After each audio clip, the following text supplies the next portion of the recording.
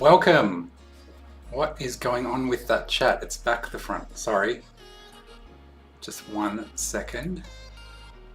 No, that's not right. Wow. I'm already doing amazing work. You've already started? Yes.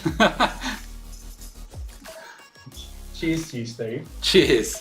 Cheers and lockdown. Welcome everybody. Tonight we are joined by a very special guest, Jean-Luc. And, oh no, he's on that side. I hope everybody can hear him. Just introduce yourself, JL. Hi everyone, I'm JL. I'm delighted to be here and it's a great pleasure to be invited by you, Steve, so thank you. It's not my usual thing to be doing, so just getting settled in, but I'm looking forward to it. I'm excited. JC just called you Parmesan. Parmesan. Or Parmesan, I guess. Parmesan Luke. So tonight the theme is romantic, and we were also lucky enough to have the lovely Julian model for us. I'll just put up some of his pictures there. He sent us these photos. You can see them on my Instagram. Oh, we're already a joint couple. So we'll be working from that. I think I'm going to use the bottom photo, the reclining photo, and I'm going to be doing a kind of cartoony version, I think. What are you thinking to start with? Yeah, I'd like to probably maybe I'll start with the portrait one, with the rose. I think that might be a fun one to just warm up with. Yep. And I'll lead into because I've never been a huge fan of reclining poses when it's life drawing or having a subject in front of me. Yeah, drawing on an angle. I feel like I'm always like drawing with my head on an angle sometimes. So I'll ease into that one. Yeah, okay. Yeah, right. Well, shall we just get started? Yeah, let's do it. So, Okay. Delicatessen is asking... I'm going to just so people know a little bit about what I do, my style of work, because Yeah. if I'm going to start drawing, everyone's going to think, oh, what's all these squiggles? Just the squiggle. Just it's nice, different than usual. Upside down. I thought I'd I thought I'd just to give a little insight to the viewers who I am and what I do. So I'll just put a few pieces here for you to see. Oh, yes. Gives a bit of a scope and idea of the type of work I do. I grabbed some I prepared earlier, as they say. So I'll just lay a few down there, and I can always bring them back and sort of cross-reference. But yeah, just to give people a little idea. My mediums that I use is usually graphite or just ink. And I really love working with, so as you can see here, this brown paper. It's a craft paper I use. Just has a lovely texture to it and really brings out whites and you know, the dark blacks, obviously. But, sorry, there's some nudity in here. There's some nips. That's okay with our viewers. I'm sure they're fine with it. I labelled it as not for kids. So okay. it's okay. All right. Well, yeah. I didn't explicitly say. But yeah, so just sort of gives you an idea of what to sort of expect as I go along. Some more pieces there. Yeah. And yeah, so obviously a completely different, you know, style of work to what you see with Steve every night. And being more obviously traditional, that I am going to be changing paper and probably making some mistakes. I do lots of mistakes, so I'm not going to hide that fact. So, I love my mistakes. Sometimes my accidents, I get my best work from. Yeah. So, for example, here's an example. So I was doing a sketch of, it was a life drawing sketch of another reclining one. And I drew the face wrong. So I decided to turn the model into Iron Man. Brilliant. It's Brilliant. And sometimes that's it. You just got to go with your mistakes and just That's right. see what comes of it. Yeah. That anyway, that I can always come back to that a little later. We've got Artie Bell saying they're okay with mistakes. Artie Bell, yay! And Nicholas is saying awesome work, JL. Della says hello, Ariola. Nick can talk. He's an absolute genius, that guy. So that's a huge compliment. Thank you, Nick. And my mum just said, "Hi, Steve and Jean-Luc. How are you? Hope you have fun." Hey, Mum. Good to have you here, Mum. Might try and make this chat a little bit bigger so people can read it easier. Cool. Awesome. Can you see have you got YouTube open? Yes. Okay, so you don't need me to read out everything for you. No, you're good. I'll try and keep an eye on the chat anyway. Yeah, sounds good. I've also switched off the music because I think it was like getting too hard to figure out the levels. Okay. So we'll just have to fill the silences with talking. That's fine. And people can always have their tunes on the background, those are watching us. Yeah, that's right. Mimo Base says, "Yay, this is already the highlight of my day. Oh, hey! Can't wait to see what you guys make tonight." I love Mimo Base. Me too. So, yeah. Well, a lot of the people that are joining us, just all these beautiful connections in our community that we've made, both recent and in the past through life drawing workshops. Yeah, that's right. Yeah, basically everyone that you've just mentioned there, I've had a connection through life drawing, which is awesome. Yeah, so for a bit of history, Jean-Luc and I met during lockdown. So crazy. I can't believe that it took, which is great. I'm glad that some positive came out of it. Yeah, not this lockdown, but last year's lockdown, because I started doing life drawing and Jean-Luc was running life drawing. So we actually met in another life drawing group from Sydney. Oh, that's right. We did, didn't we? That's how I first came to know you. And I remember saying, "Oh wow, I love what you do. Come join my session sometime." Yeah. It all started from there, and which is there you go, and here we are. Here we are. Friendship. I know, and I think it's so cool that we can do this weird split screen. We're in the same suburb, but we're staying home, we're obeying the law, and having fun and sharing it with people. I think it's cool. So how many have we got joining us right now? There's 13 viewers, it says. Good to have you all. Thank you for being here with us, joining us. I hope you all have a nice drink in hand, or maybe even doing some drawing too, as you're watching us. Yeah. I'm drinking like a sort of Negroni / G&T thing. Awesome. And ever since JC's eating chicken wings, so that's nice. Ever since I grew my handlebar mustache, I've found if I sip from the cup, it just all gets wet. So I'm all for the straws. And I did have a metal straw, but then I got scared of bashing my teeth. So I've got a nice silicone one now. I can't do those metal straws. My teeth are sensitive. It always feels like they're shattering or something, just with that funny reaction. Yeah. Cool. So I guess you are starting. You've started. Yeah, I've started. That's part 2. I can't just keep talking. No. All right. So just a little bit of a little insight. So I've been in contact with our model today, and I asked him. I said, "Can you just give me a favorite cartoon character that you loved as a kid, or just some sort of a pop culture character?" And in my mind, I already had a character sort of in mind, or a series. And I said to him, "I would love to draw you with the characters of He-Man." and he's like, "That's what I was going to say. I love He-Man." Was That's so good. So So I am bringing back He-Man. I always was terrified of Skeletor. Oh yeah.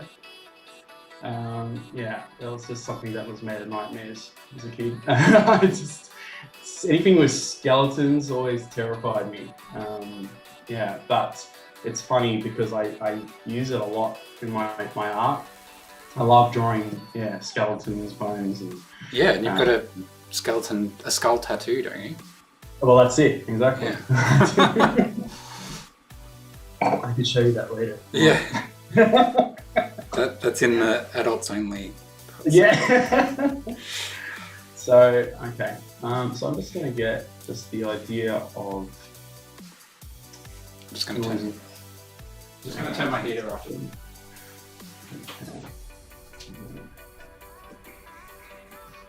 So, how's the camera look for my paper? Great. All right. Yeah. Looks nice and moody where you are. Oh, cool. Yeah. So, like, just bear with me, everyone. Like, occasionally I might have to just adjust it to where I'm sitting, and then I'll always like bring it back and show it to you guys. Do a little show and tell. I'm sure they'll be okay. All right. Let's have a look. Where do you usually start? I always start with the head. Yeah. It's a common conversation I have with people that, you know, if you got the head right, then the rest should just come with it. You know. Yeah. Free your head, and the rest will follow. Yeah, that's it. So yeah, Julian's got a very distinct look about him. It's a lot of people have said he looks like a Chris Hemsworth lookalike. Oh yeah. See, like he's almost too handsome. And you're gonna make his head explode now. Yeah. His head's gonna blow up. The issue is though that he's also super lovely. That's it. Yeah, and that's what makes him even more handsome. You know, that he's a really lovely guy. Yeah, that's right. And it was nice of him, like, you know, and that was a little comment that he made when when we spoke. It's like, oh yeah, I feel for you guys in lockdown. Yeah, that's why he initially contacted me, because I sort of set up this kind of challenge, and he was like, let me know if I can be involved. He's up in Sydney, isn't he? Yeah. So, you know, he's not really affected by it, but he's lovely enough to... Well, when we did a life drawing session with him in lockdown last year, he posed for us. And yeah, that's right. That was an absolute scream, that session. He had his mum. That's right. His mum was jumping in every now and then. It was sorry for viewers can't really see anything as yet, but I'll keep you. Yeah, that was fantastic. And they're those little moments that I always will treasure and remember from, you know, the experience that was 2020. Yeah.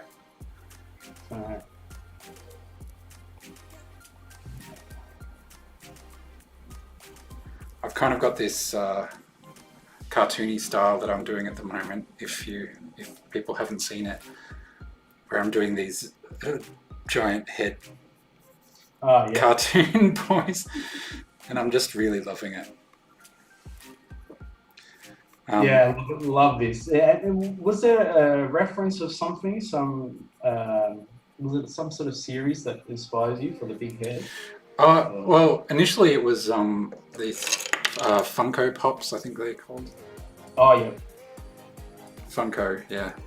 I've got these this little guy, which is a pop of Steven Universe. We're getting a bit of a face that's appearing there. Ooh. I occasionally have to just sort of bring it up a little bit. I work quite small, like my sketches are always, I'm not really one for large scale pieces. But that's okay. We're just gonna go over it. We're here to hang out and chat. Yeah, that's right. Nicholas said, I love the Master of the Universe, how he learnt to draw. What's that? Masters of the Universe is how Nick learned to draw. Oh, right. Nick's incredible. Absolutely stunning. He designs cars. It just adds another level to his awesomeness. Yeah. Is your Nick? Is your head blowing up a bit? Sure. Alright. Sure he loves it. So I'm still warming up, kids. Like I'm just getting a feel of this whole setup. And You don't need to apologise. as I go along, So I haven't even got to Skeletor yet. That's where I'm excited. You're going to do the whole cast? Well, I'm just right now. This is just me warming up, really. I just getting a sort of a feel for this setup and drawing Julian, and then as I go along, I'm going to, I was going to draw. So I'm drawing his childhood characters, favorite characters. Yeah. I'm also wanting to draw mine as well. So my favorite is Who Framed Roger Rabbit. Oh, sweet. So I want to, and what I was hoping to do was like drawing the ones that you wouldn't think of in this type of situation. Like the prompt tonight is romantic. Yeah. So you don't really think of Skeletor in a romantic situation, or Judge Doom in Yeah. in Who Framed Roger Rabbit. So I was going to draw him as well. Something I find fun and weird and interesting about like doing this kind of exaggerated cartoony. Ooh, that's looking good. It's coming along. So I'm just drawing it as it is right now. I'm not adding anything just yet. Sorry, continue. What were you saying? If you're deliberately playing with the proportions, you've got to like rethink everything. Like, he's got his arm over his head, but suddenly his head's like 5 times the size. So where does his arm go? My mum says the most important thing is that you have fun. Exactly. Thanks, Mum. Thanks, Mum. Yeah, definitely having fun. So another thing that I love to use is highlighters, which isn't Yes, I love that stuff. a typical thing. And I wonder about the longevity of my art, like with highlighters, if it's going to fade after time. But, like physically? Yeah. Yeah, I don't know how.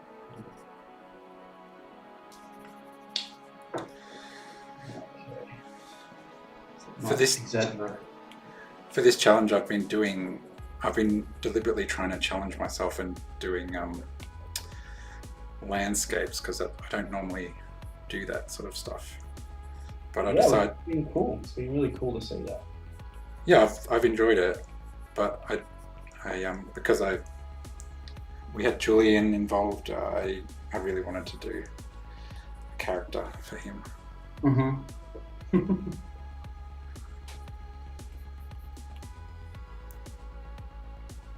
I was going to make him into Thor as well, but then Too obvious? Yeah. Now, this is the part I hate. I have never been one for hands. It's just not my thing. They're hard. They're just especially when it's something like this where the hands are crossing over each other. Keep bringing it along. Oh yeah, you using the rose one? I'll just put Julian back so that people can see. Oh yeah. The reference there.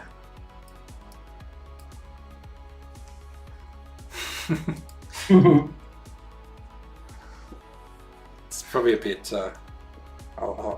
Maybe I'll switch this off so it's a bit more space. That's better.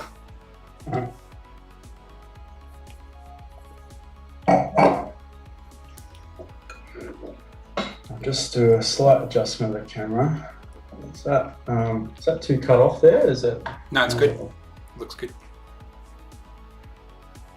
It's one of those things like I'm setting up the camera, obviously I want people to see what I'm doing, but I don't want to feel like I'm limiting myself. Yeah. Set up. Yeah, he's the gay bachelor giving us the rose. Who said that? Delicatessen. Okay.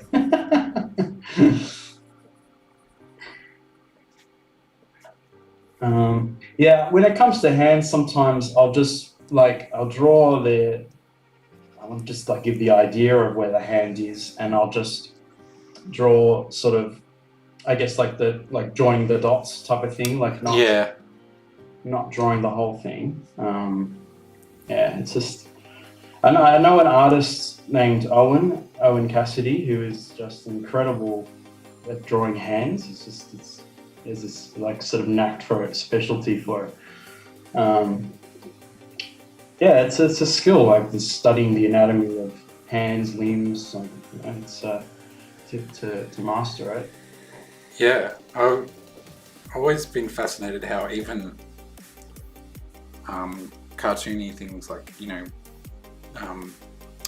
Disney and Warner Brothers hands, there's still a lot of like stuff, even though it's such a simple, you know, cartoon.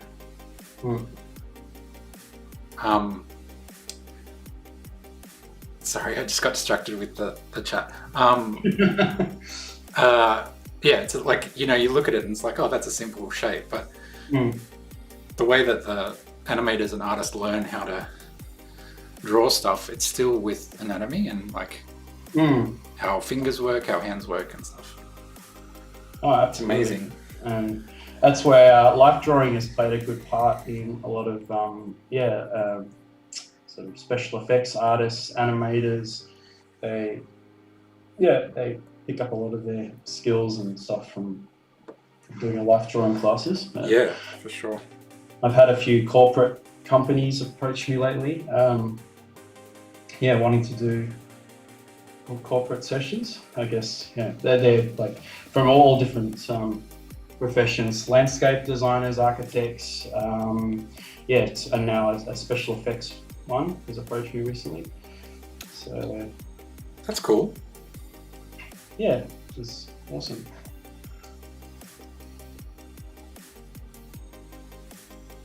So, all right.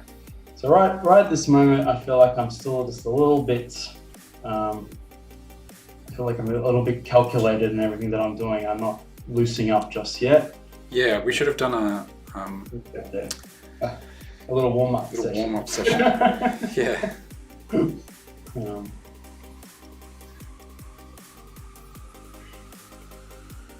Well, this is my warm-up. This is just me getting into it. My sister's on the line. I don't know why I keep saying that. My sister is watching as well. She just said it's fun to watch two styles being created together.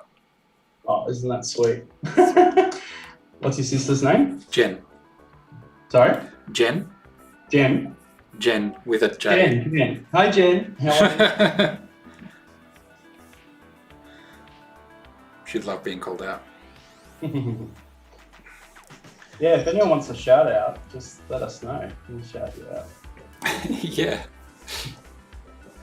Also, if anybody's got questions for either of us, please. like that'll help me because I'm still very new to all this, and I feel like I don't know what am I supposed to be talking about. So please, questions would be awesome. Della said, "This is just a warm up." Like quoting you, "How dare you? This is so good." Oh, jeez. I don't know. I don't know if I can agree right now. This is. I don't think I'm doing my best right now. So right now I'm okay. I'll just give an update. So again, this is just me just getting warmed up. Just working with the paper, using the ink, and I've got a Sharpie that I use as well, just for adding thick lines and fill-ins. And what I'm going to do now is use this charcoal white. Oh wait a minute, can you see it? Yep. Everything's in reverse right now. Yeah. No, that's good.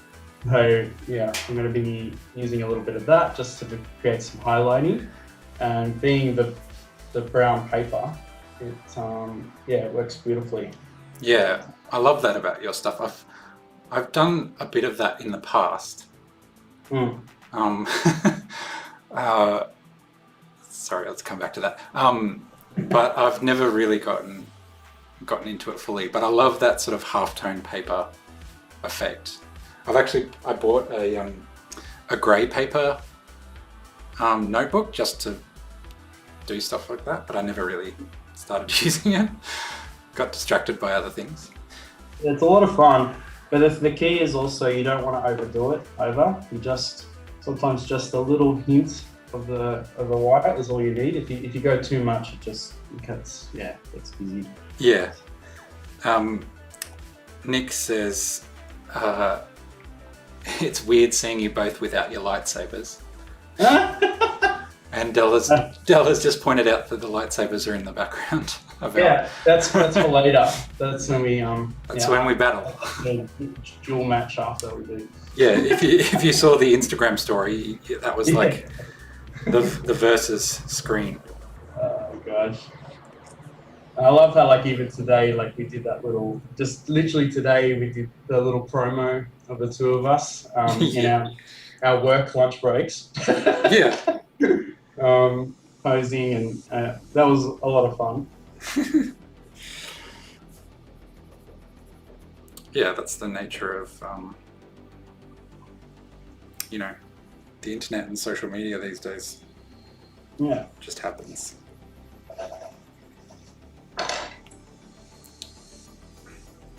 So I reckon JL's going to get through a lot of stuff tonight, and I'm going to be still working on the same thing.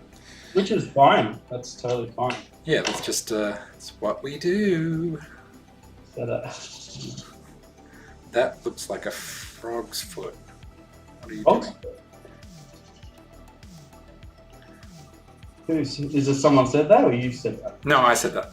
Oh. Of my own. Yeah, wait a minute, because I've had to close down. Let me have a look at what they're doing. I'm just. It's still strange. I'm seeing my work in the past. Oh yeah. Hasn't caught up to me yet. There's a bit of a delay. Maybe the frog's foot's not there yet. Yeah.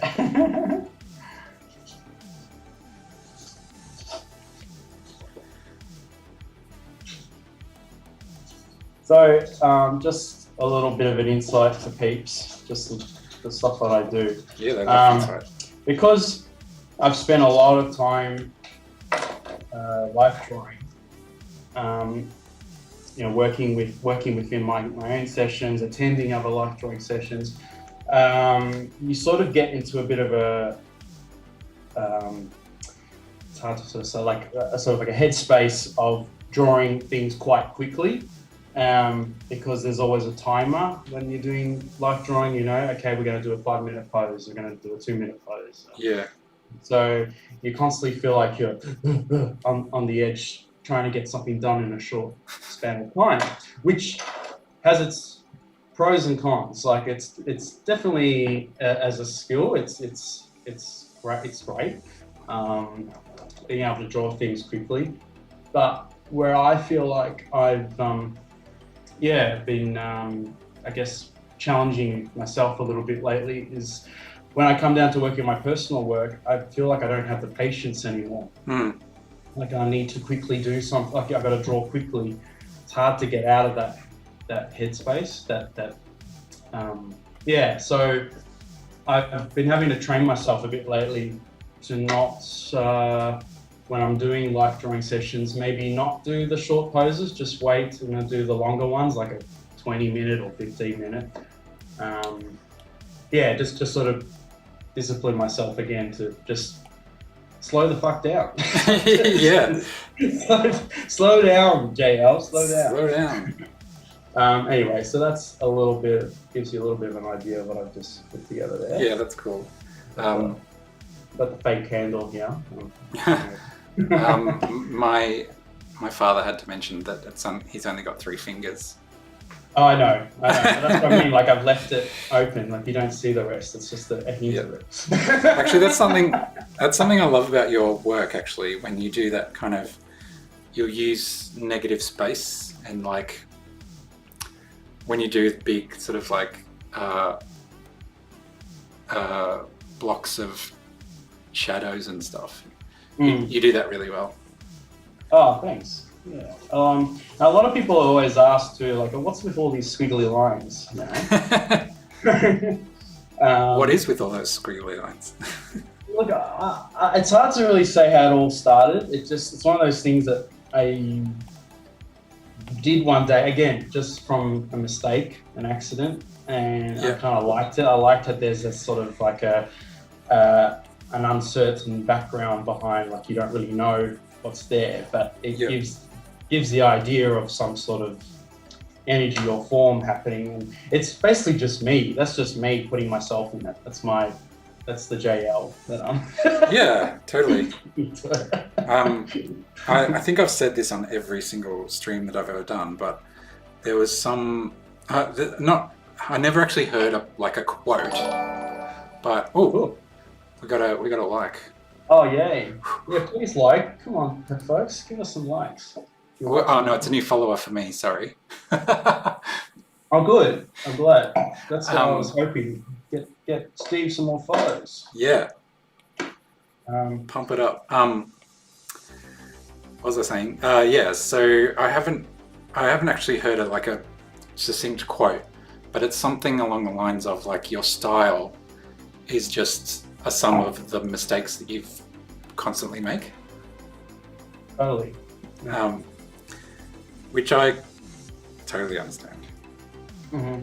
Well, you know, who wants to be perfect? There's no such thing as no one's perfect. And yeah, that's right. I find just when I'm creating my art, I love when I make mistakes. And I'll give you an example. This is a piece I did not long ago. You can see it there. It was a life drawing session, and it had a theme of like film noir style. You know, like the dame, you know, the criminal and the detective, you know. Anyway, that was another example where I made a mistake. Originally he didn't have a cape on him. The figure. And I made a mistake, and I'm like, wait a minute, I think I'm going to do something with that. I'm going to work with that mistake. I'm not going to start the drawing all over again because I already drew the girl and I was happy how she looked. Yeah. So, well, what can I do with it? So I decided to create this sort of these shapes and cape and the hats and all that. Awesome. And one of the artists that was sitting in the background is that's wait a minute, let me put a little light there. So she was a very talented artist named Liz Nichols. She was there and she was wearing this red hat, and like she looks like a bit like the baddie. The yeah. So I drew her in the background with the gun. Great. It's like whatever. I love it. Sometimes you just gotta have a bit of fun. Yeah, totally. So most likely we'll be doing a lot. Like I look at this now and that, you know, it's not perfect, but that's just a nice little warm up. Yeah, that's great. I'm going to work on something else now. People are enjoying it, so good. Nice to have people here. So I am doing a technique that I've only just started getting into, where because I'm working digitally, obviously I've got a lot more options with, you know, changing the color later. Mm-hmm. I can do this thing called gradient mapping, where basically you start with a grayscale, like you shade in grayscale instead of shading in color straight away. Oh, okay. And then you can, I'll show you quickly, hang on. Mm-hmm. So even though, actually, this is an interesting example of how color, changes. The figure is actually like pure gray, but it actually looks green because it's on the background of the purple. Oh, I see. Green is the opposite of purple. But yeah, so I've essentially got this layer that's completely grey. Actually, I'll quickly add some lighter bits to it. But what I can do to that grey is add this gradient map effect, which basically maps these colours to the black and white, if that makes sense.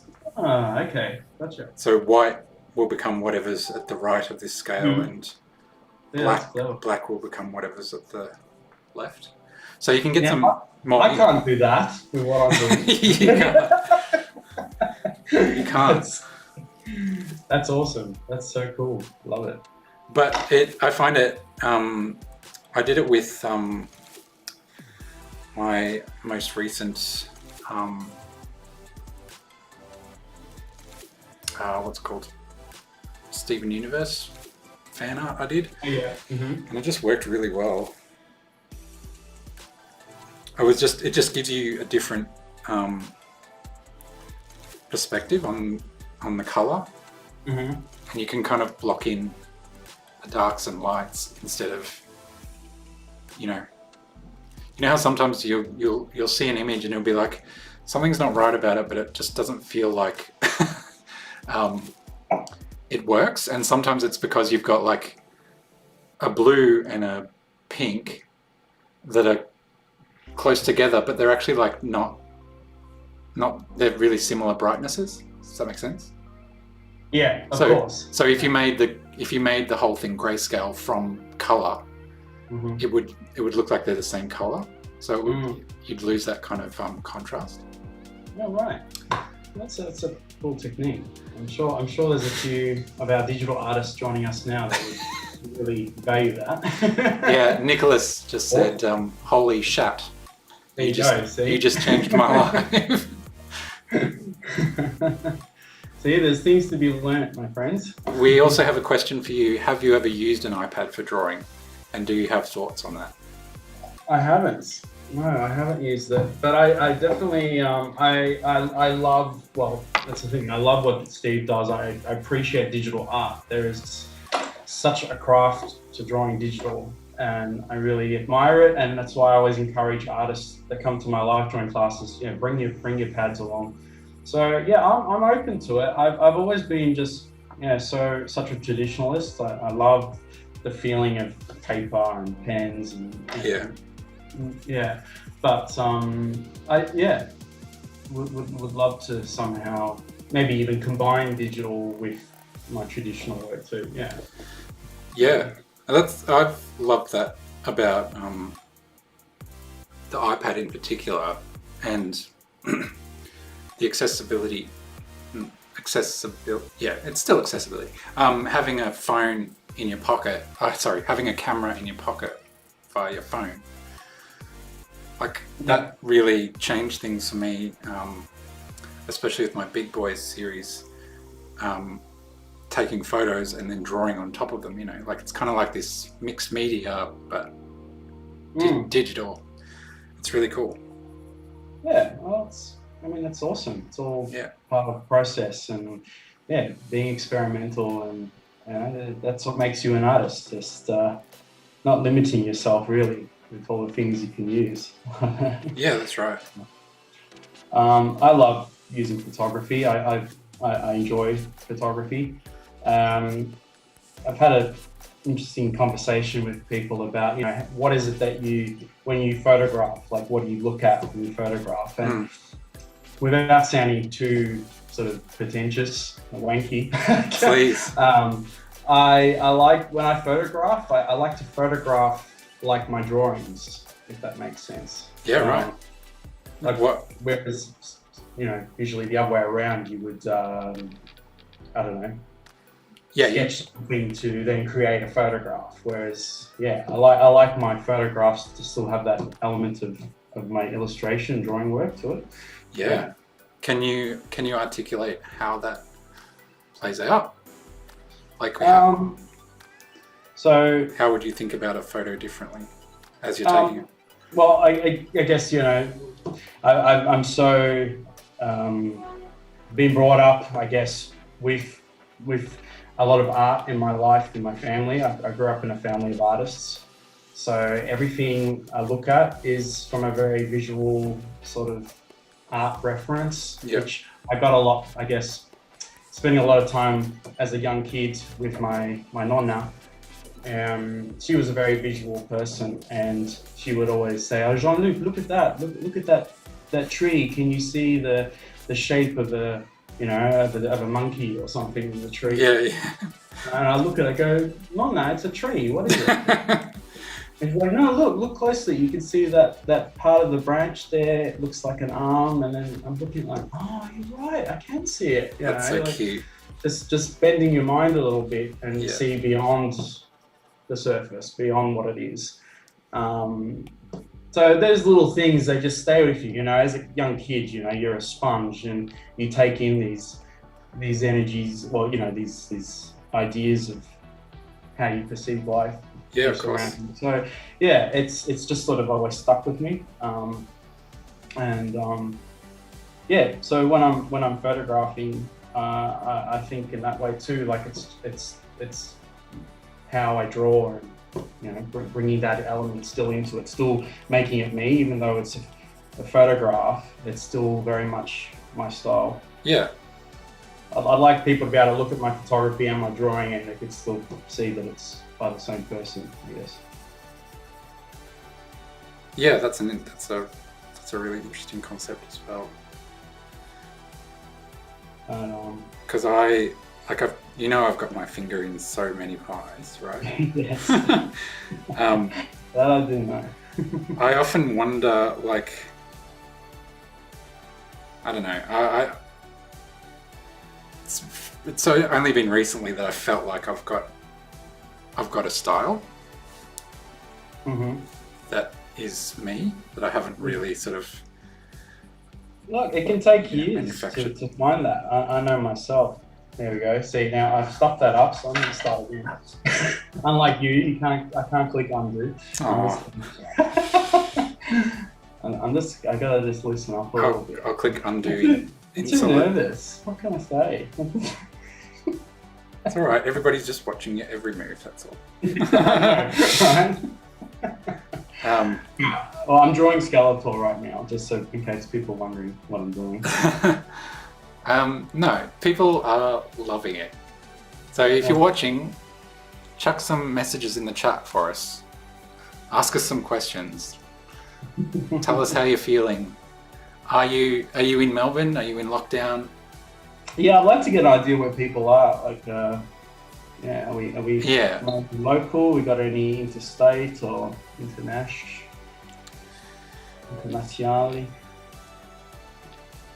That would be cool.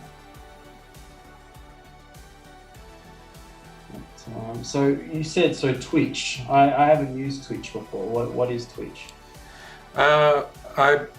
It's essentially a gaming streaming platform. So most of the streamers on there would be gamers. But there's actually quite a big art community as well. And I have to confess, it's new to me, and I don't quite know how to navigate. Oh, we've got Artie Bell in Melbourne working on their own illustration while chatting to us and watching. And they're drawing. Yeah.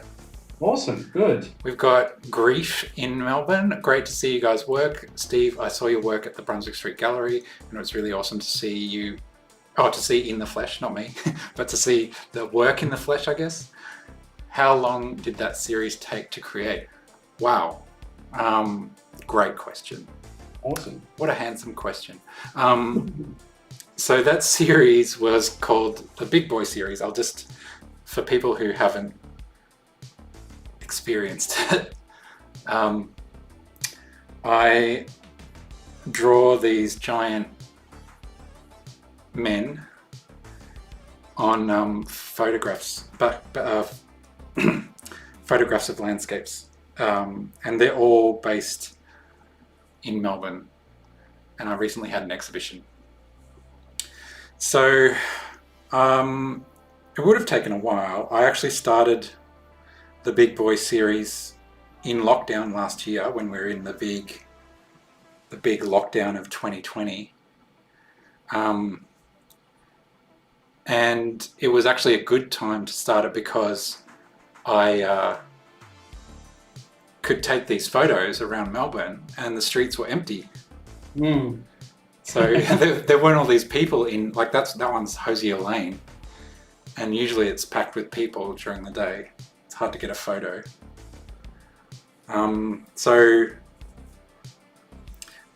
Yeah, and then I don't know, I just started doing it. I think maybe each piece took like a week.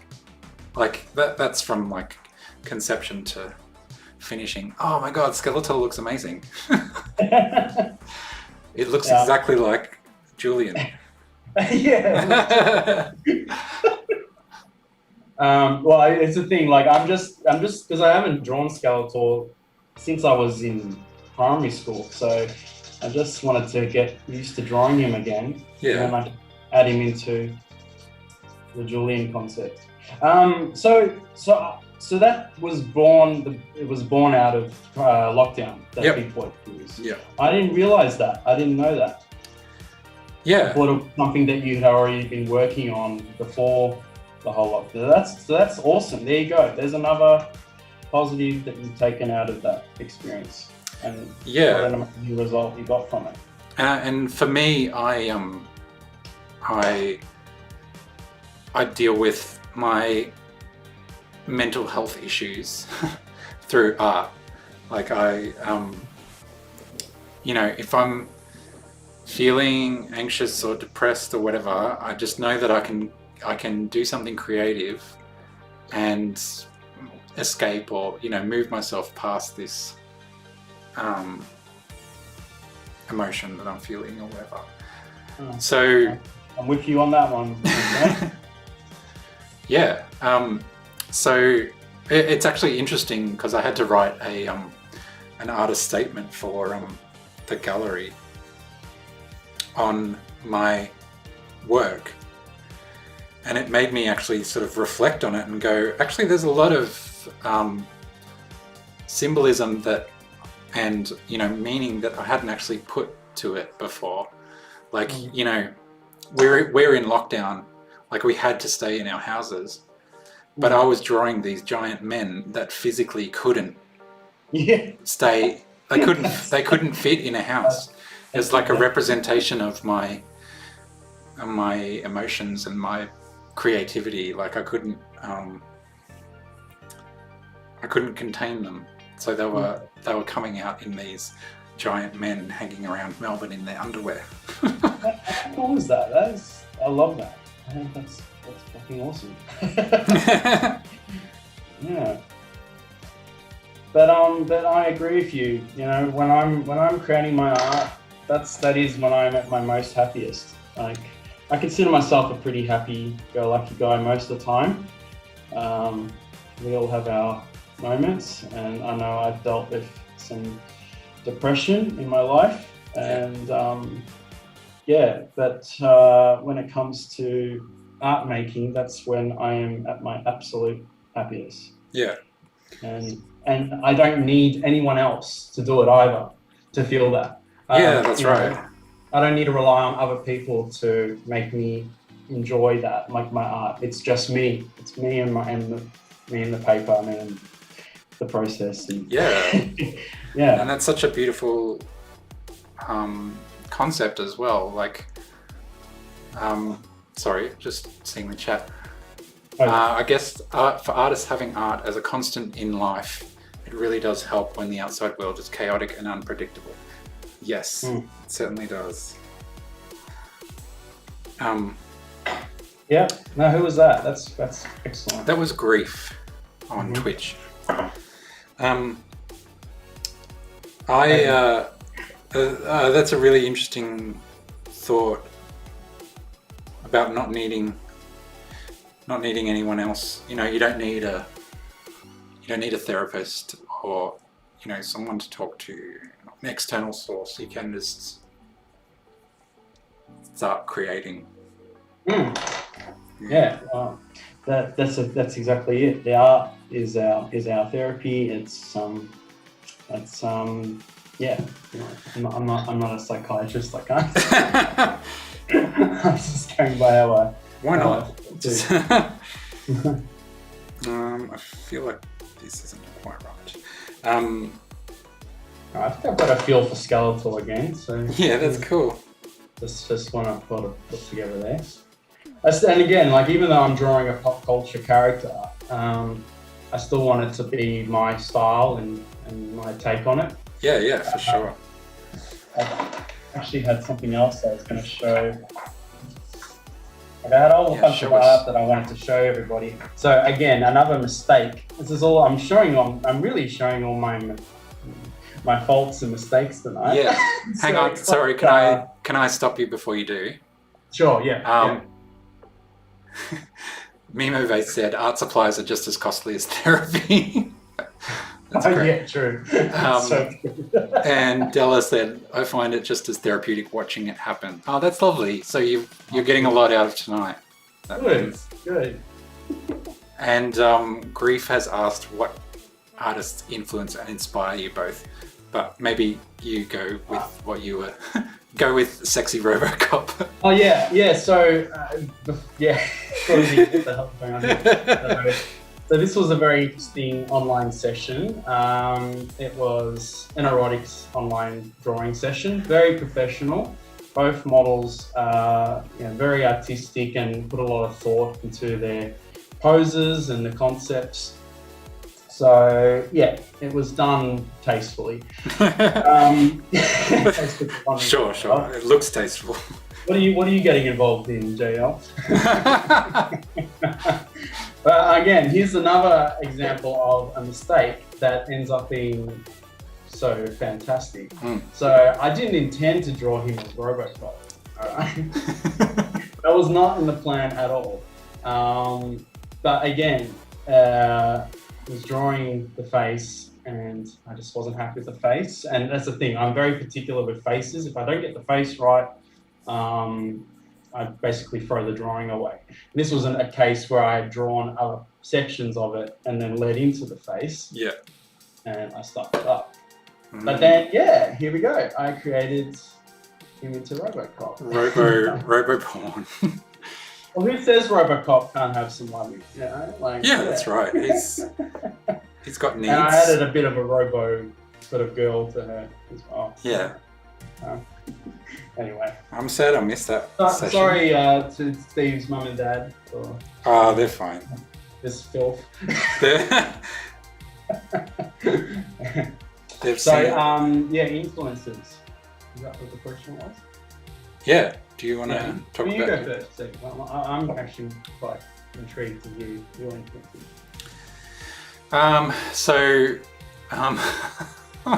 Sorry, I keep looking up and there's like all these messages. The boob grab is tasteful. Honk honk. Hope he's wearing robo protection. That's. What was that line? I'll buy that for $1.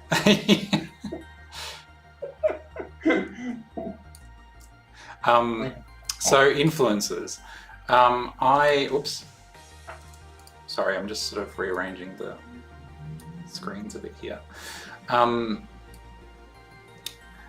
I love. So I grew up with cartoons, and I love Astro Boy. If anybody doesn't know, I've got him like seared into my flesh. But I also sort of collect Astro Boy bits and pieces. But more than that, I actually love the creator of Astro Boy, which is Osamu Tezuka.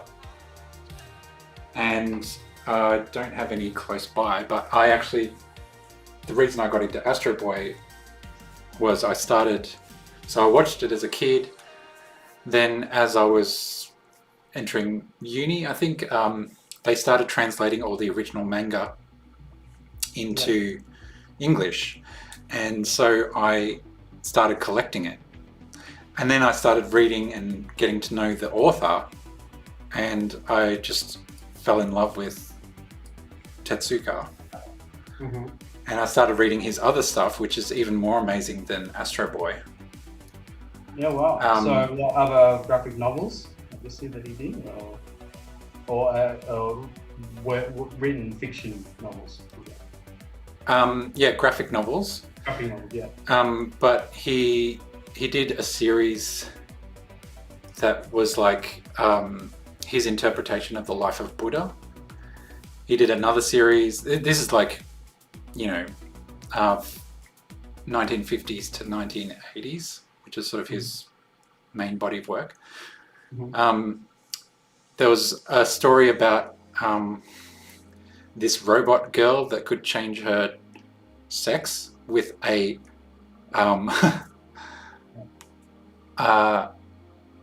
button in her throat. Wow. It was really weird, but cool. Sorry, I just need to address Sam in the chat. I'm having a disaster of a night. 2 paintings scrapped off so far. Oh no! You need to take some inspiration from JL. Don't worry, I'm stuffing up all the time. just make it into RoboCop or Iron Man. Exactly. Just go with it. Whatever you mistake. Yeah, a romantic Iron Man.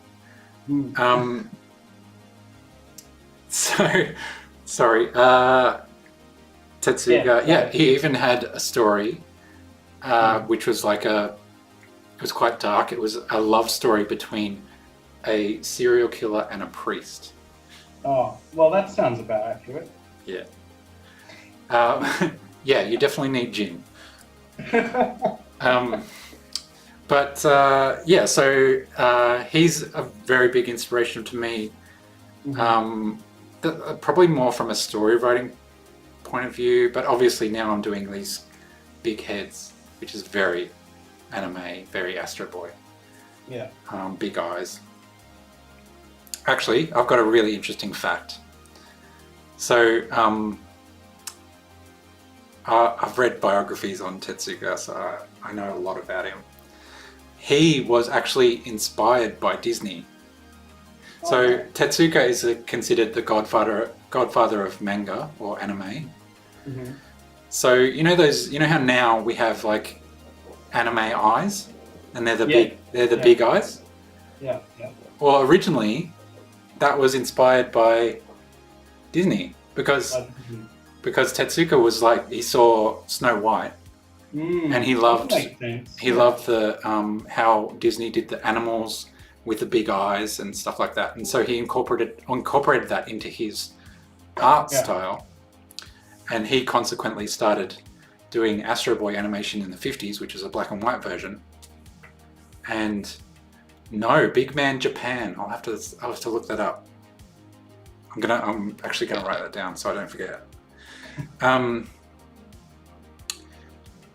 Anyway, I'll stop talking about Tetsuga now. But that makes so much sense to me, Steve. That hearing your inspirations. Like, what about, aside from cartoons, any other like I guess like artists, painters or illustrators or?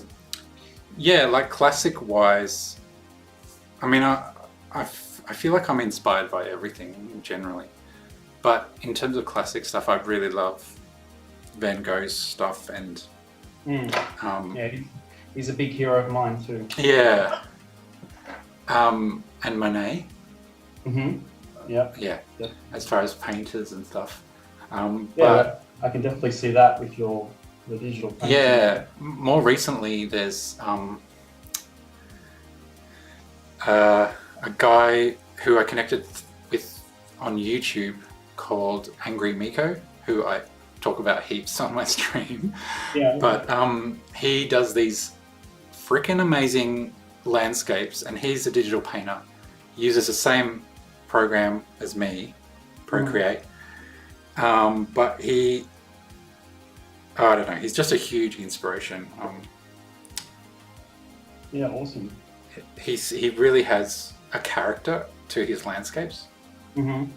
and he hates when people call them backgrounds. So he always calls them landscapes, and so now I always do that. Right. Francis Bacon said he was inspired by everything and nothing. So true.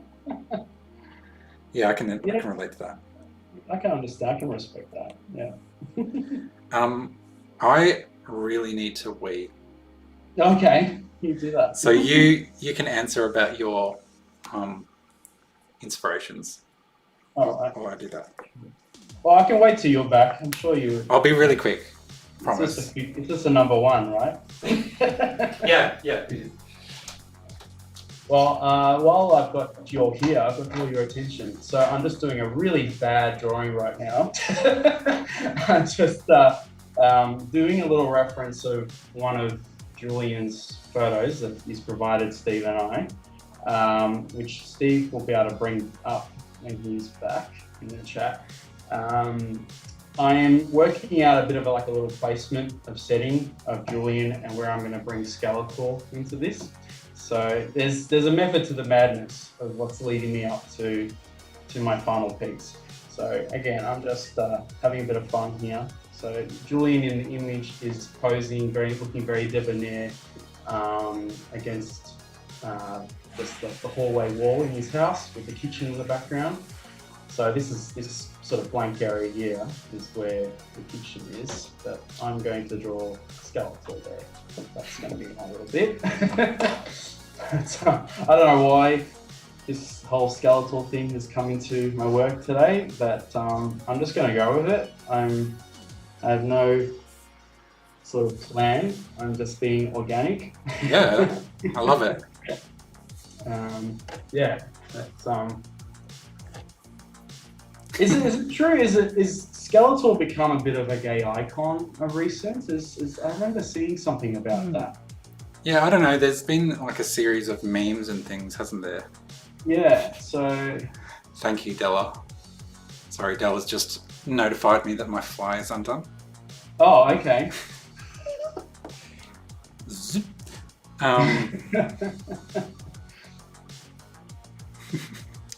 Yeah, Skeletor, I don't know, I could kind of see that. In a sense. There's been there's there's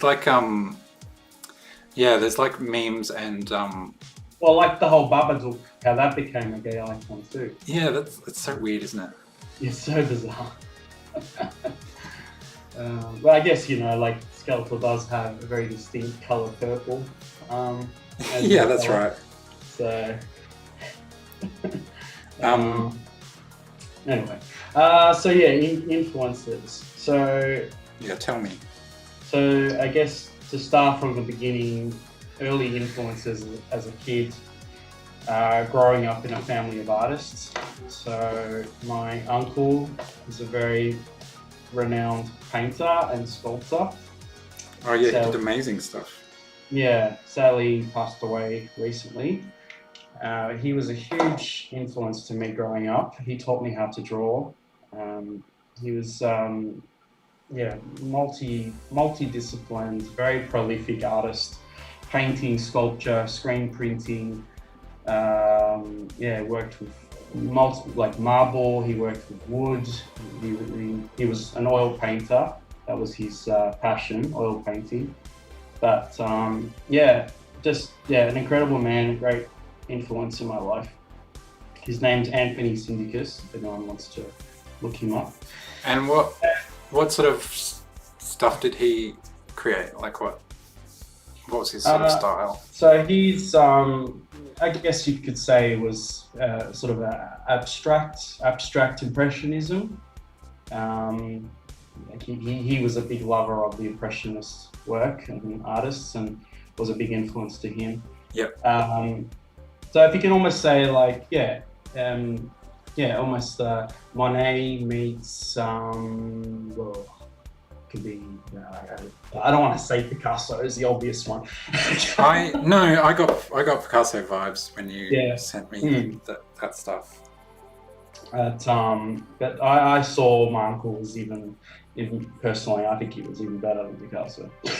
Just putting it out there. He was our own Picasso. Yeah, that's great. Anyway, so he was a big influence to me growing up. Taught me how to draw. Yeah. And opened my eyes out to history of art, and introduced me to a lot of artists. And and my father Alex is a photographer, and so that's where the photography element comes into it, and the film appreciation for cinema. Yep. It definitely comes from my dad, and from the early years of being in the darkroom with him. He put on the Marx Brothers on a little TV in the corner of the room. Oh, cool. So always was influenced by cinema, and especially like the classics, classic cinema, Alfred Hitchcock movies, like that. So yeah, cinema has always been a big influence to me growing up, and I really wanted to be a director. I always wanted to be a film director. That was my lifelong dream. Yeah. But I realized that it wasn't for me. I studied it, and I did. Studied it in cinema, and I did. I guess my number one hero is Salvador Dali. Yep. And that all started when I was 9 years old. My dad, my mum, my sister and we went for a drive to Canberra, to the National Gallery. 93, there was a big surrealism retrospective show. Yeah. And that was the first time I saw Dali and saw the melting clocks and the ants crawling on the melting clocks. And where was this? In Canberra? In Canberra, yeah. Did that come to Melbourne? Because I think... Yeah. Oh, sorry, yeah, many years later. Yeah.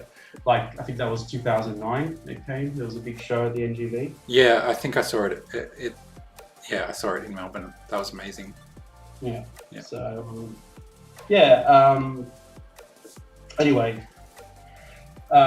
so Dali has always been a huge influence to me with my work. And like yourself, you've got the Astro Boy tattoo. So I have the Dali tattoo. Take it off. Yeah. So there we go. It's amazing. That skull. Yeah. So yeah. Yeah, a skull, but also life drawing. So I like how we both got our heroes as tattoos. Yeah. Dali and a big the Godfather himself, Leonardo da Vinci is the one. That's the one that inspires me the greatest. So yeah, they're my inspirations. And then over the years, obviously, my style has changed, just based on just myself, my life, and different things that I pick up, and tricks of the trade, and life experiences. Things change, and my art changes. Yeah. Do you have any more modern influences? That's where I guess the cinema element comes into it. Yeah. Film inspires me a lot with my drawing, so like storyboarding and all that. David Lynch, as a filmmaker, he's a great influence in what I do too. So there's many. Yeah, for sure. But yeah, as more contemporary, that's where I guess the cinema element comes into it. Anyway, so I'm creating a little bit of a scene here. I've got Skeletor in the background. It looks like he's got some big tits at the moment. Yeah, it's a bit of a.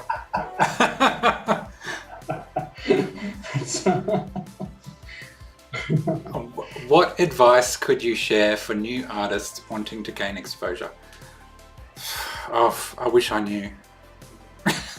I feel like I want that secret. Um, Still working it out. yeah.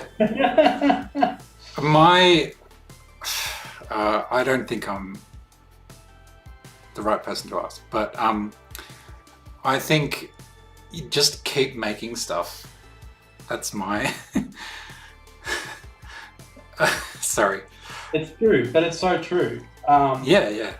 Where you need to, the most important thing to always remember with your work is, who are you doing it for? Are you doing it for yourself, or are you doing it, like if you're saying to get your work out there, you need to be yourself. You need to love what you do in order for your work to be noticed and to get it out there, Yeah, that's right. There's a great quote from, I think it's Andy Warhol. It's like something like, just start making art, just make art, and then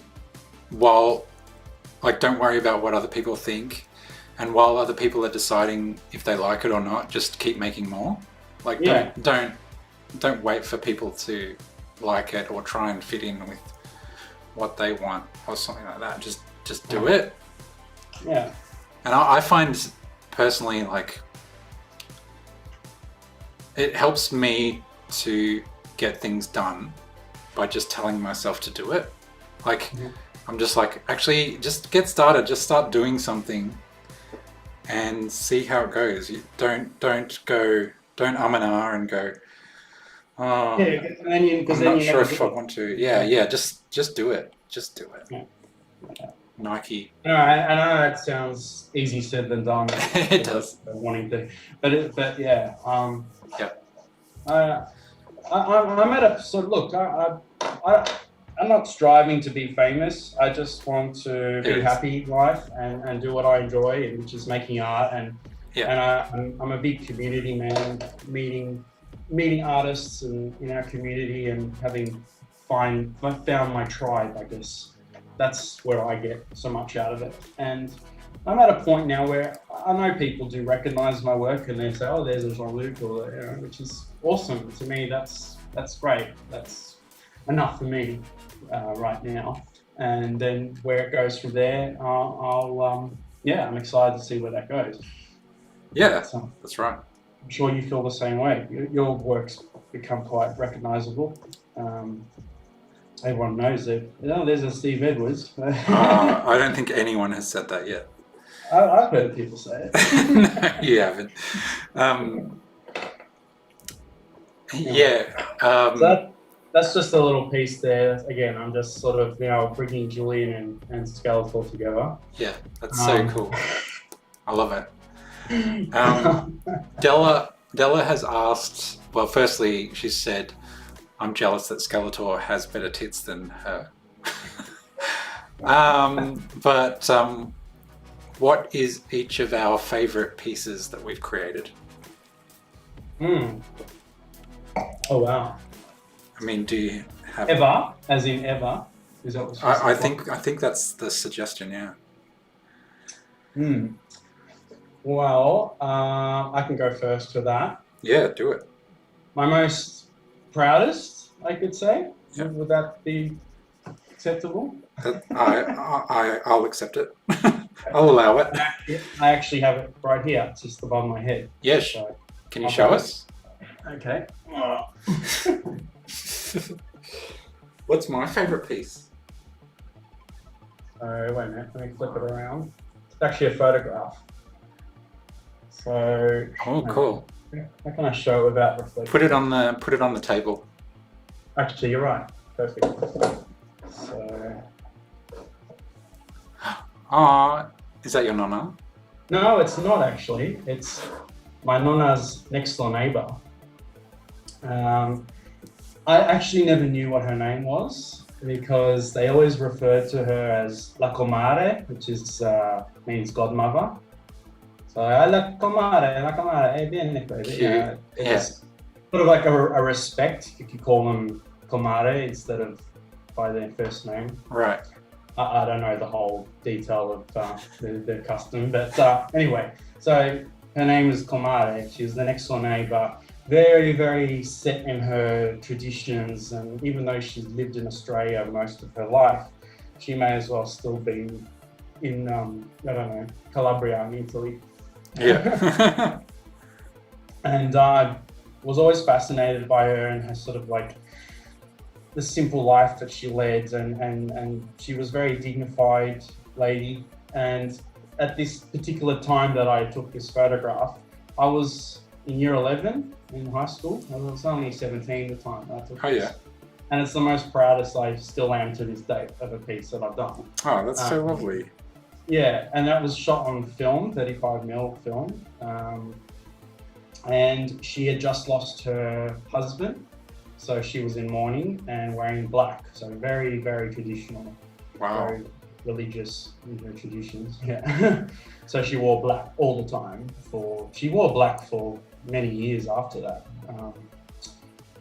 Yeah, so I wanted to show her, like, she's still an Australian woman who's come to this country, when she was, wanted to start a better life and all that, but still held on to tradition. And just wanted to photograph her as she was, and even just like showing the elements here of the architecture of the house that she lived in. And it's so iconic. Iconic, is that the word? Like, I know that kind of ironwork and bricks. Like I feel like I know that house, Yeah. Well, that was that year or two of the mid to late 50s. Yeah. A lot of migrants came to Australia and started a new life. That was that sort of the triple stack houses of that era with the bricks. Yeah. The three sort of stacks in front of each other. That's what they call triple stack architecture. Yeah, it was that style, that era. Yeah. Yeah, but anyway, that was a piece that I've always held quite close to my heart. And that's so cool. Really just proud of. Like I've done other pieces since then, but I always go back to this as my most proudest piece. Yeah, that's awesome. A coincidence that I had it right here. That I could yeah. I love that you had it right there. I'd like to hear yours, Steve. Well, I mean, as you know, I've got lots of fingers in many pies. Delicatessen just complimented the way it was framed as well. Oh, I think it's cool. It should be noted. I forgot to mention that's with a torn edge. It's cool. And I sort of sit it in a frame that's it's like a floating image in the frame. Yeah. Just give me 1 second. I'll see if I. Do you have something there that you could show us, like another show and tell? Yeah, I do. So I do this kind of. Like I spoke about my inspiration, and they were all kind of cartoons or Van Gogh. It was just like, what?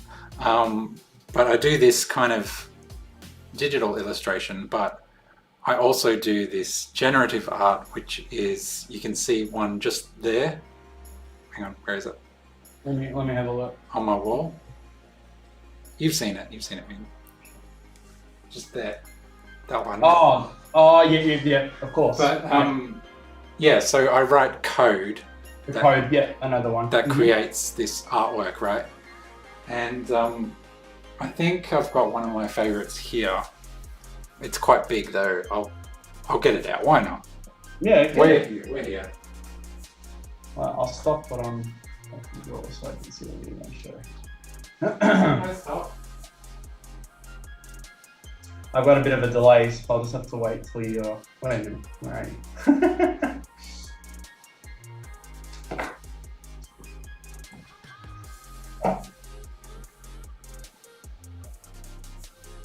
Show and tell for everybody. About. I've got two, sorry. Okay, so look. So this one, it was kind of one of the first ones when I started getting into it.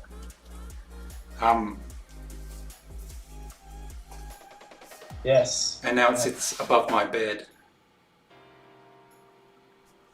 That's awesome. You can see it's actually just made up entirely of like lines. So again, with the code, Yep. you've got an image, something that you've photographed, or it's a sketch that you've drawn that you've taken the code from. Yeah. So this is like an old photo, Mm-hmm. and the code basically has this virtual canvas, and then I just tell it to flood the canvas with lines. And I tell it what to do, like where to move the lines. So with this one in particular, I was telling it to, when it got to a lighter spot, turn this way. Mm-hmm. So change the direction. So you get this kind of like, Amazing. see how it sort of goes over the shoulder there. Sorry, I'm looking backwards. Like it sort of droops down. It's just really interesting, and it's like paint, but totally not paint. It's just like this weird other. That's so wild. Like it's hard to wrap my mind around how you brought the code into it. I've always found it hard to explain. There you go. Someone's asked, are they for sale? Yeah, that one's not for sale. I might put it up, but this one is. So I did an art exhibition before COVID, and the theme was sort of around these threads, because I had this series of thread artworks. I don't know if you can see that very well. The couple embracing. Yeah, but essentially it's lines as well. Like it's amazing. You can. It's got that sort of magic eye element to it. Yeah, it's got this kind of. Cool. Again, you sort of got to bend your mind around to see, but you can see it. You can see that it's a. Yeah. So so beautiful. Hang on. So this was part of the same series, but a different kind of process that it went through to get different results. So it's just made up entirely of lines. Oh, yeah. Amazing. So I think I'm painting with codes. I mean, it's wild. It's weird, yeah. It's very different from what we're doing right now, but yeah, it's all part of it. Well, I would be very proud of that too, Steve. That's incredible. And is that something that you are still going to experiment with? Are you? It's not something that you're done with. You're still going to return to it and use in your work. Well, yeah, I've got it all for sale on my website. Like I'm trying to sell them because I've got so many prints done. I mean, would you keep creating more of that series? Is that something you'd want to? I don't know.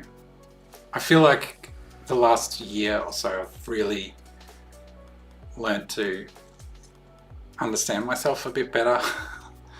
And I do tend to jump from creative endeavor to creative endeavor.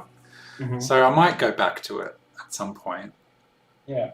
But I think the key problem is that, not problem, but the key aspect for me is that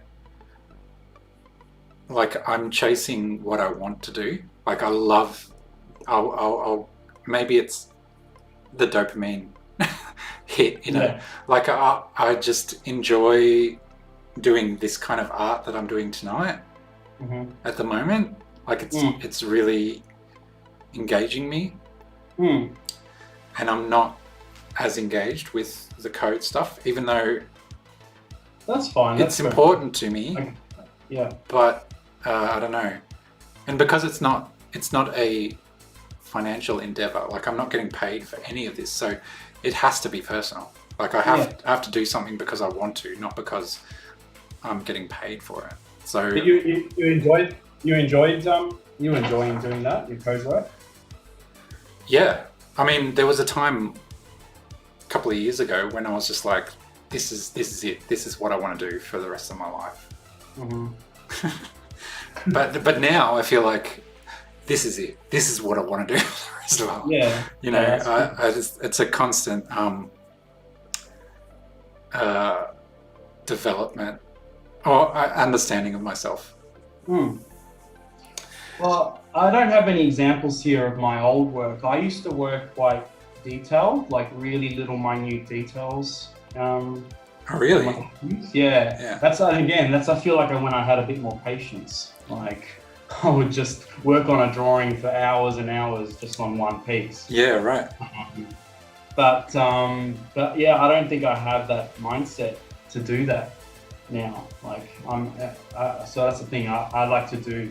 This is the style I enjoy doing now. That gives me joy. So Yeah. I would still like to learn to slow down a bit. I need to do that. And just It's funny that, isn't it? Because I felt the same. Because I used to work in TV, and TV is like fast paced. Because for my day job, for anyone that doesn't know me, I do animation and motion graphics. And I used to work on the Project TV show. Awesome. And that was just like go, fucking go. Sorry. I feel like I need to apologize every time I swear. But it was like, you know, we had to just do things quickly. And so I learned to really like pick up the pace, like I had to survive. And then I moved into a more corporate job doing social media, and the pace was much slower, to the point where I had to actually slow myself down, because otherwise I'd be done doing something and waiting for, you know, someone to approve something or do something, and then I'd be bored out of my mind. I was working against you being too quick, was it? Yeah, in a sense.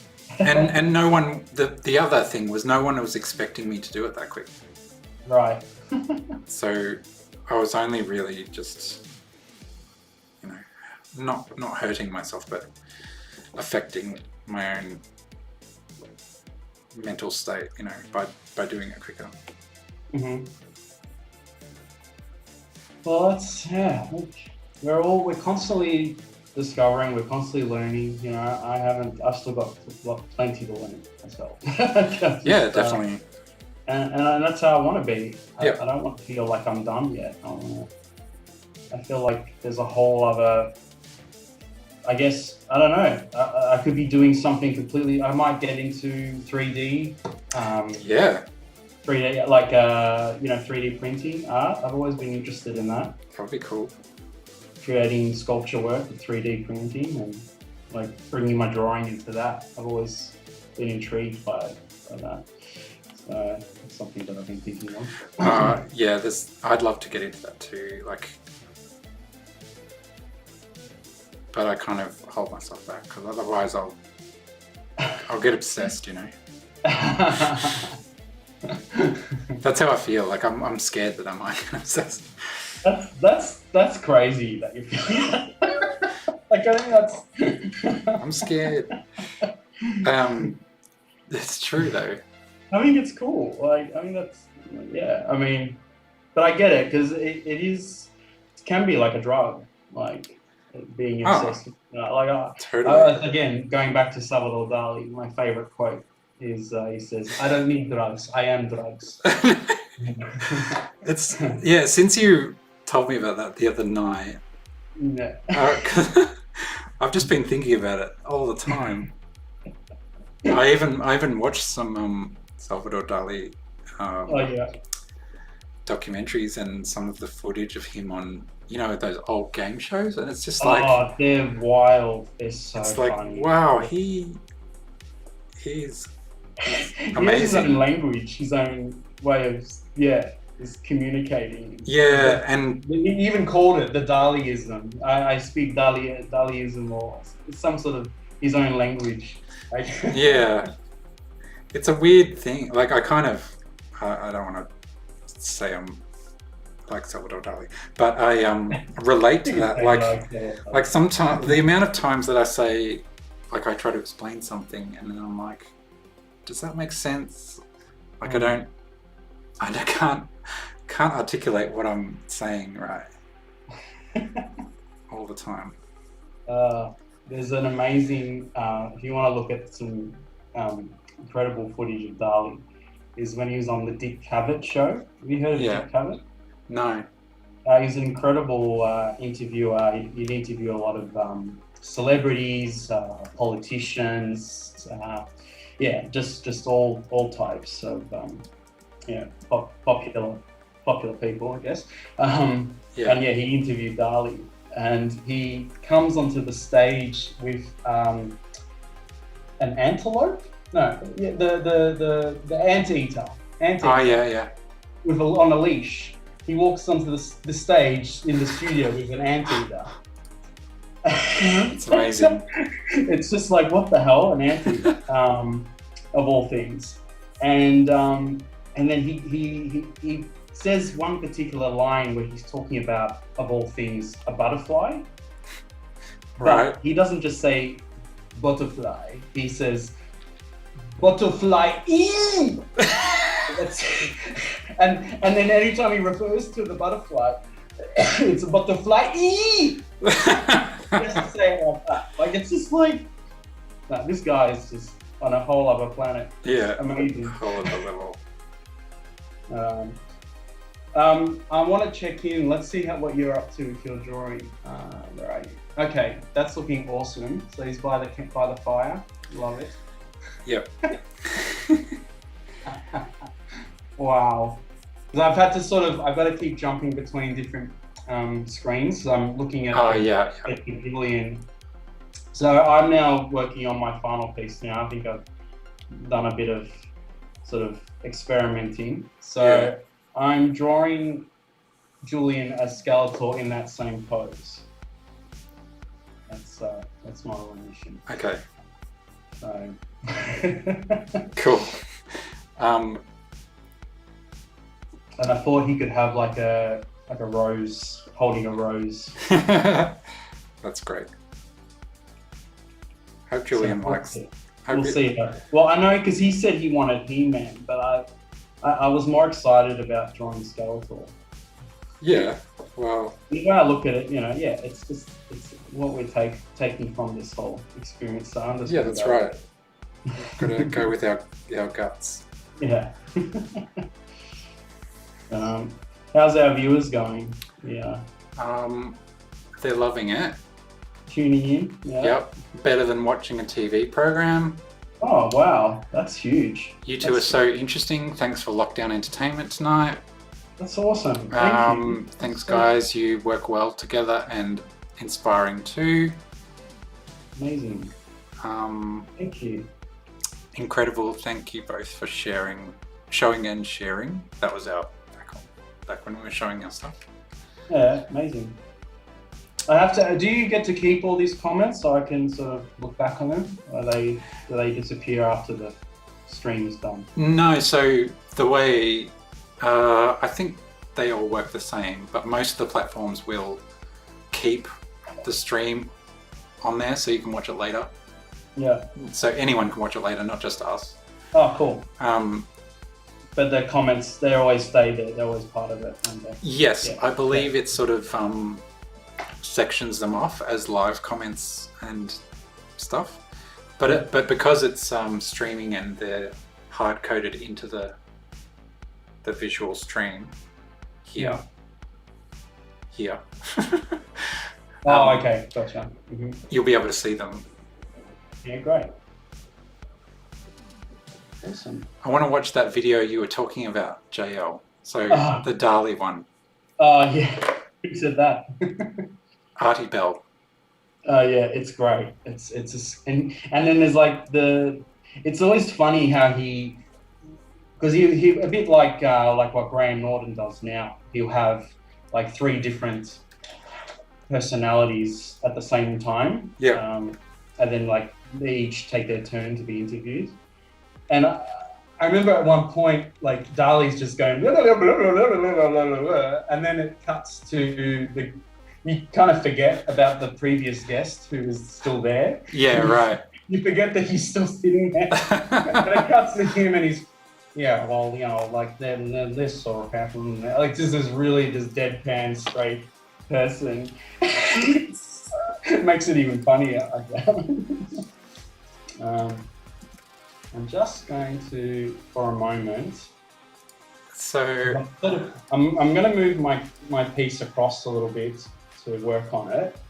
So I'm not restricting myself with the camera, but I'll occasionally. So I'm drawing now Skeletor in the reclining Burt Reynolds pose, basically. That was the influence? yeah, that's great. I love it. Yeah. And he's got the rose there. I'm going to add a little bit more detail into the rose. But yeah, I'm going to just build that. And then I want to somehow bring in my favorite character into it as well. So I'll get to that. Okay, cool. But yeah, you can keep chatting, my friend. Yeah, Delicatessen just said I need to switch the Twitch. And I think I did. Is that the VOD settings? I think I just switched it on.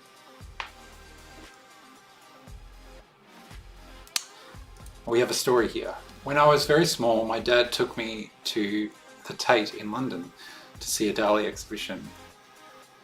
Oh wow! In the 70s, wow. The 70s, showing your age, Sam. You had to look through special glasses to see the picture. Wow, that's so cool. Blew my mind.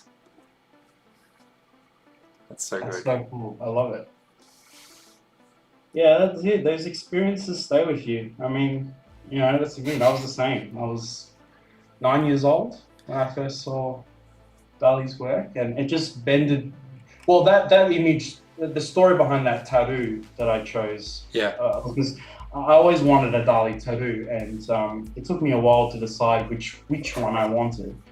And my reason for choosing that one is that was an image that my dad had shown me when I was really young, like before we went to that show, that exhibition. I would have been 6 at the time I saw that image.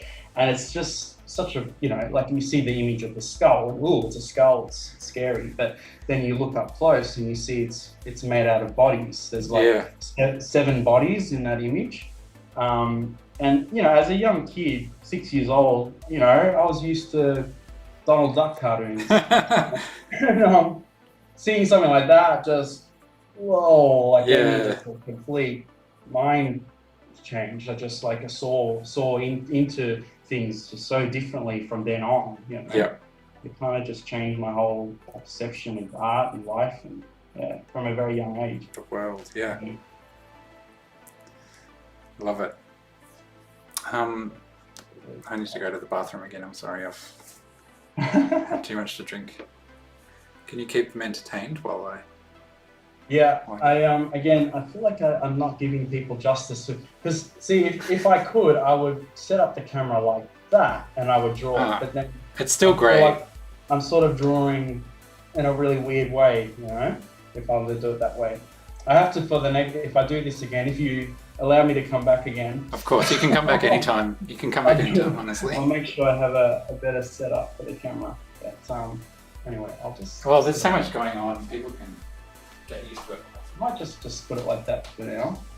And then you can see my hand, my very stubby hand.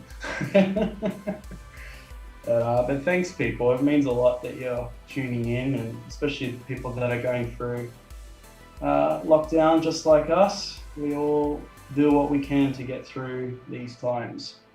So, as both Steve and I have said, art is what gives us, you know, joy and something to do and something to look forward to.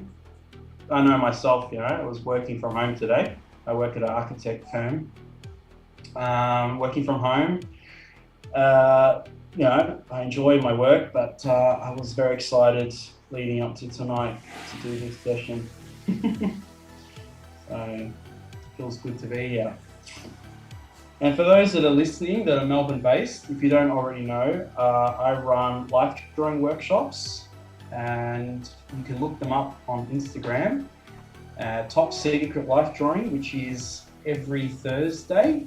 You can join in, which Steve has joined in many times, and that's how we've come to know each other.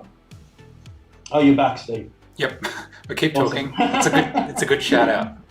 Yeah. What's that? It's a good shout out. Good shout out. Yeah. Well, I thought I'd just mention. I don't, that seeing we're all about the art right now, that people might be interested to check out. And the way I like to run, I mean, you know yourself, Steve. I mean, you can sort of explain your experience, how it's been. Has it been positive experiences joining the life drawing sessions? Oh yeah, the life drawing saved me from lockdown last year. Like, oh, that's huge. it was honestly like the highlight of my week going to that. Wow. See, that to me means everything. Like, that's all worth it just to hear that it brought you that joy and something to look forward to. And it's true. It's a common thing that I was hearing from a lot of the artists. Yeah, it was something to look forward to and something to keep kind of an accountability around doing creative stuff. Like, so I knew that like every Thursday I'd be doing some artwork, and I didn't know what it would be. There was also something really weirdly beautiful about it. Like, I found it hard to explain to other people, but you're connecting with, you're drawing this model. Like, it seems like, okay, it's a model on a screen. Like, why don't you just use a photo? Oh, yeah. It seemed like on the surface, it seems like, why are you doing this? But there's something about just, it is a live connection, and you're drawing them and they're moving slightly, and you're trying your best at doing things. But also, like, and having the timing, you still got to work to like a timing schedule. Yeah, that's right. It gives you that that drive and ambition to do something and finish something. Yeah, definitely. You're just sitting at home referencing a photo. You could do it, whatever, do it or not do it at all. But and there was also the aspect of it connecting with other artists. Like, it was it's such an unusual way to do that probably wouldn't have come about if COVID didn't exist. Like, we were doing. I wouldn't be doing this with you right now, Steve. Yeah, that's right. I didn't know you before that. Yeah. So that's something that came out of it. Yeah, totally.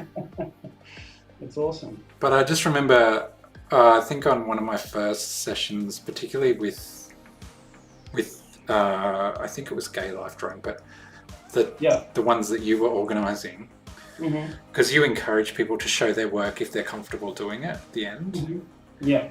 And it was it's such a beautiful experience. Weirdly, you've got artists from literally all over the world at the same time showing you what they've done. Like, you've been looking at exactly the same thing, and they've done something completely different. Yeah. Like, it's not like, even in a life drawing in a real life setting, sure, there's different angles. So, like, you get different angles. That's right. It's 3D. But even online, there's just so much interpretation and style and stuff. It's so cool. We're all looking at that, the same frame, and yet everyone's looking at it completely different. It's really it's beautiful. You're right. It's a beautiful thing to see. And there's something weirdly lovely about it. That's hard to put into words. I'm so glad. Well, look, it's people that are interested. Again, that's the thing. It's all different skill sets that come along. You don't need to be, a well-experienced artist of life drawing. You can. Definitely. I like to call them the curious cats. You can have not done life drawing at all. You can still come and you're welcomed. Yeah. It's a nice, fun, social experience. I think that's what I like.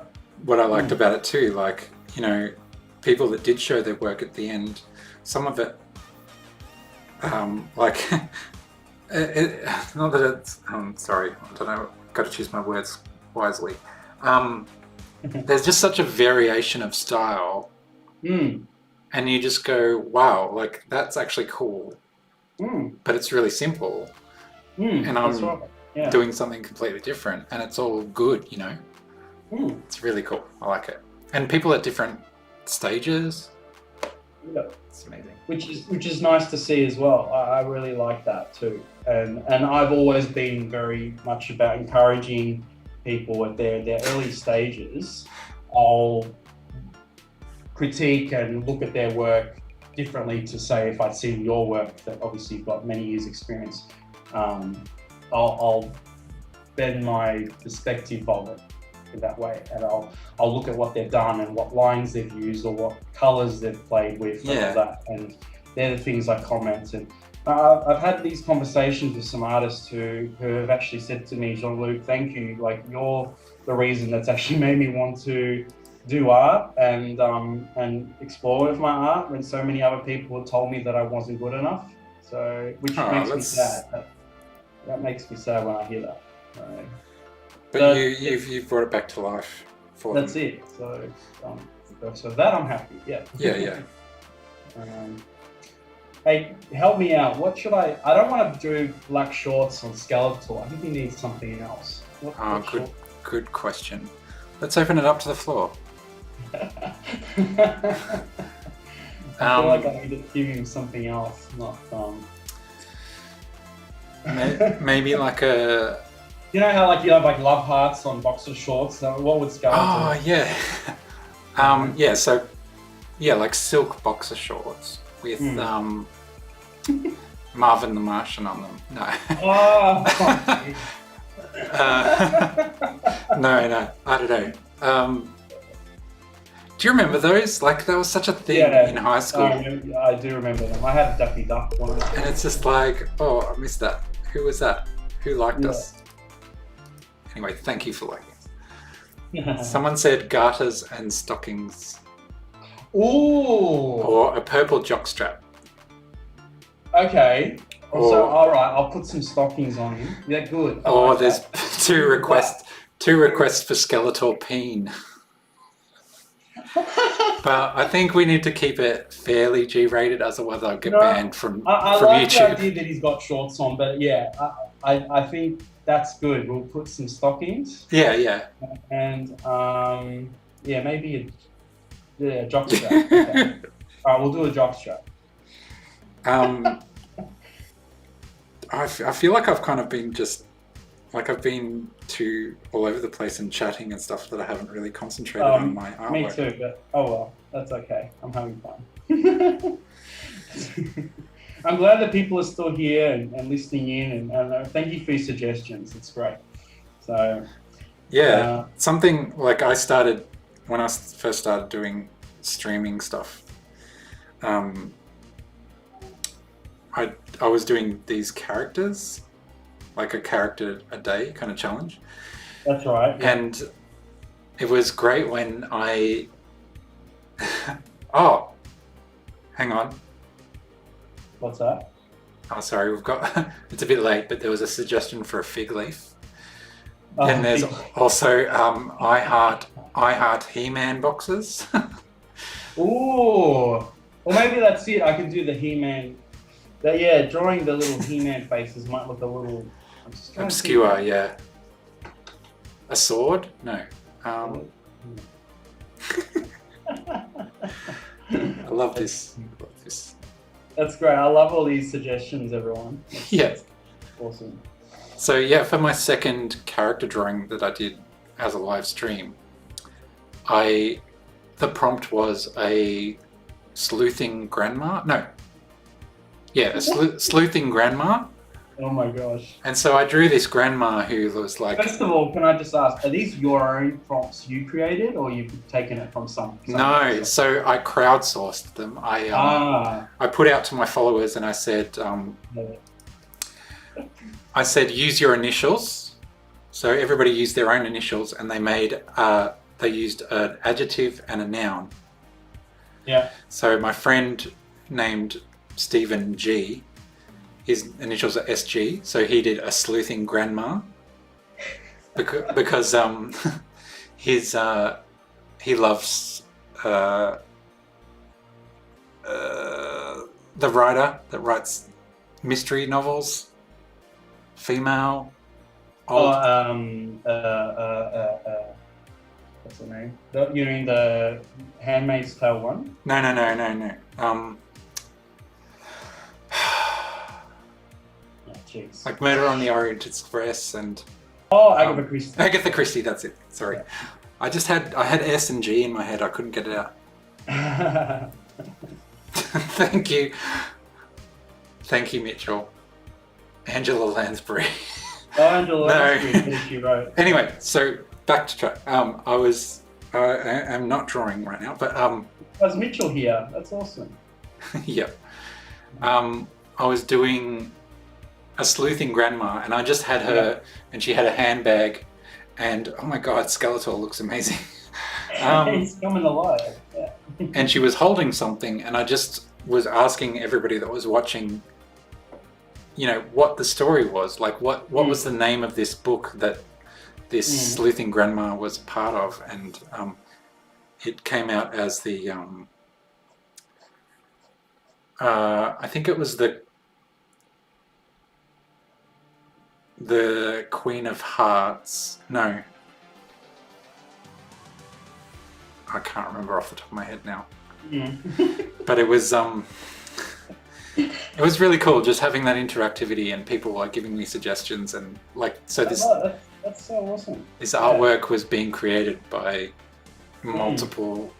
Did you do a little comment like thanks so and so for this prompt suggestion? Or what? Well, it was honestly so many people commenting that I couldn't put it down to one person. That's awesome. But yeah. There you go. See, you've got your fan base. That's fantastic, man.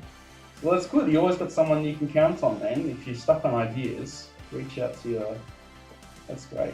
Just ask the Zeitgeist. Zeitgeist. Yeah. Mine's kind of like I kind of did that gradient map filter that I was talking about. I want to check in on what you're doing. And his wow, that's amazing. His like hair's come out quite blue because of the filter, but I kind of like it. Like I don't want to. Yeah. Even though Julian's, you know, quite mousy, blondie. I feel like, is he looking at something? Is there maybe something you're going to? Maybe. I see him looking at. He's looking at something in particular there. Yeah. Sort of like he's doing it like he's obviously striking a pose, but there's something grabbing him. I wonder if there's anything you could yeah. Maybe like on his knee. Maybe I've done that before with some of the big boys actually. He looks very cute. Yeah, I like it. So I've added, as you can see, I love it. These quite sharp nails for Skeletor. Yep. Yeah. So he's getting there. He's coming together. There's little things that I might have done differently, but that's all right. I'm just going to go with it. Yeah, go with it. Yeah. Grief has asked, how have you found the TikTok platform, Steve? And my dad has suggested I put a bird on his knee because that's my. Yeah, well, that's very good. Very good, Dad. You know. You've been paying attention. Good work. It does. That's awesome. So TikTok for my illustration stuff has been not so great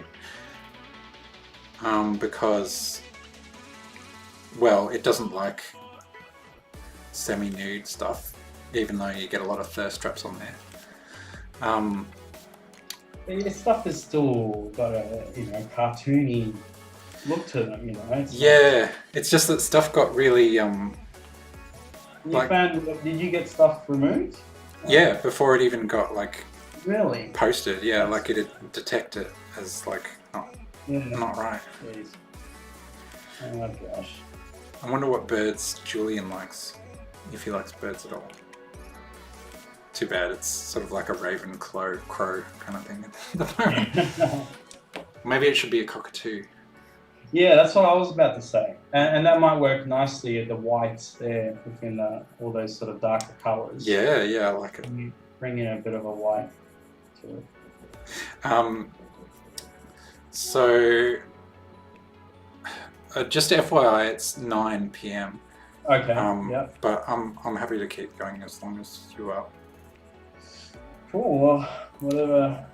I guess if people are happy to still settle in, like, get yourself another drink. I'm going to pour myself another glass of vino while I'm here. Yeah, do it. Why not? What was I saying?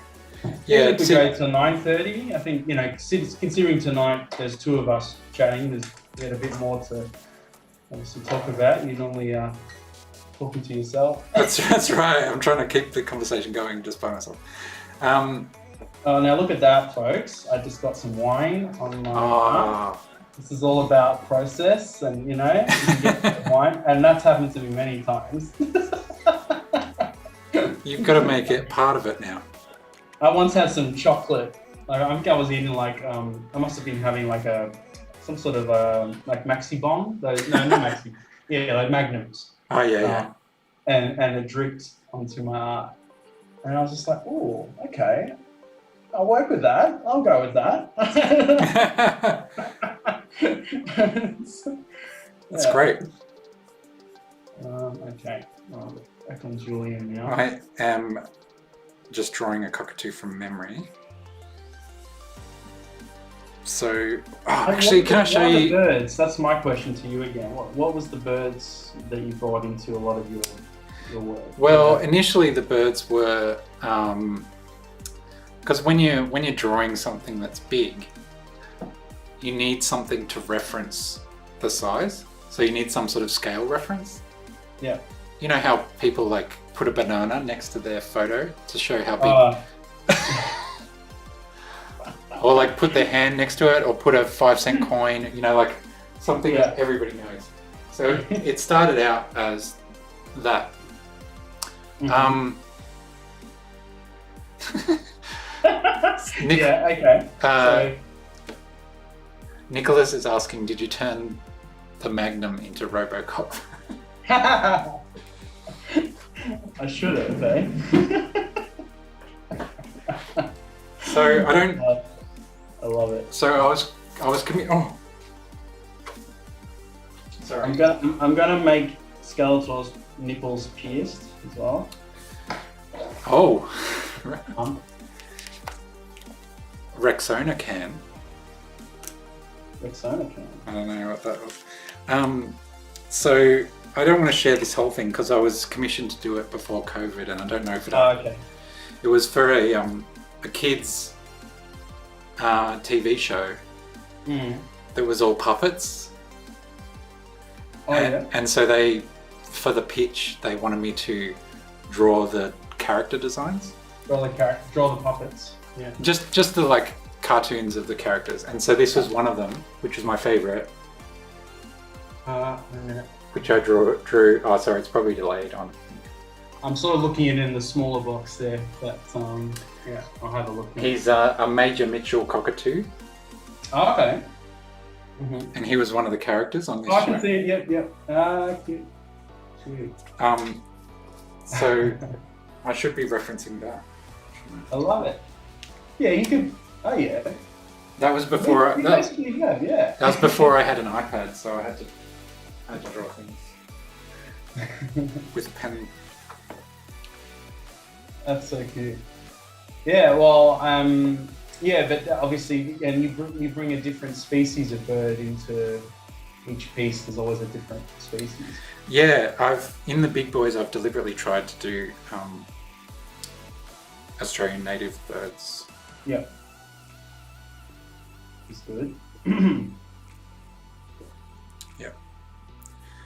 Don't you think it's amazing how you can just add one tiny little thing to something usually like a highlight or something, and it'll just, oh, sorry, Oh, 100%. it'll just change the whole thing. That's how I feel when I use my white charcoal, when I just sort of gives it that final finish. Like you, when you add the highlight, the light coming in, spilling into the scene. Yeah, I love that shit. I look forward to when you get to that part. How far off do you feel you are with your piece? Do you think you're nearly there?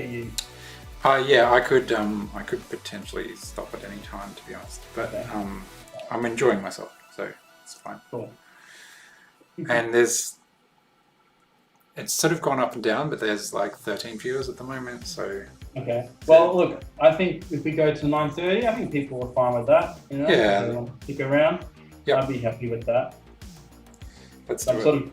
I'm treating it now like at the end of a life drawing session when you're doing the final like 20-minute pose or the final 15-minute pose, whatever. I just, my mind's so much still caught up in the whole mentality of life drawing that, yeah, it's hard to get out of it. Doing things quickly, like that kind of mentality. I'm going to give him pink jockstrap. You know? Yeah, cool.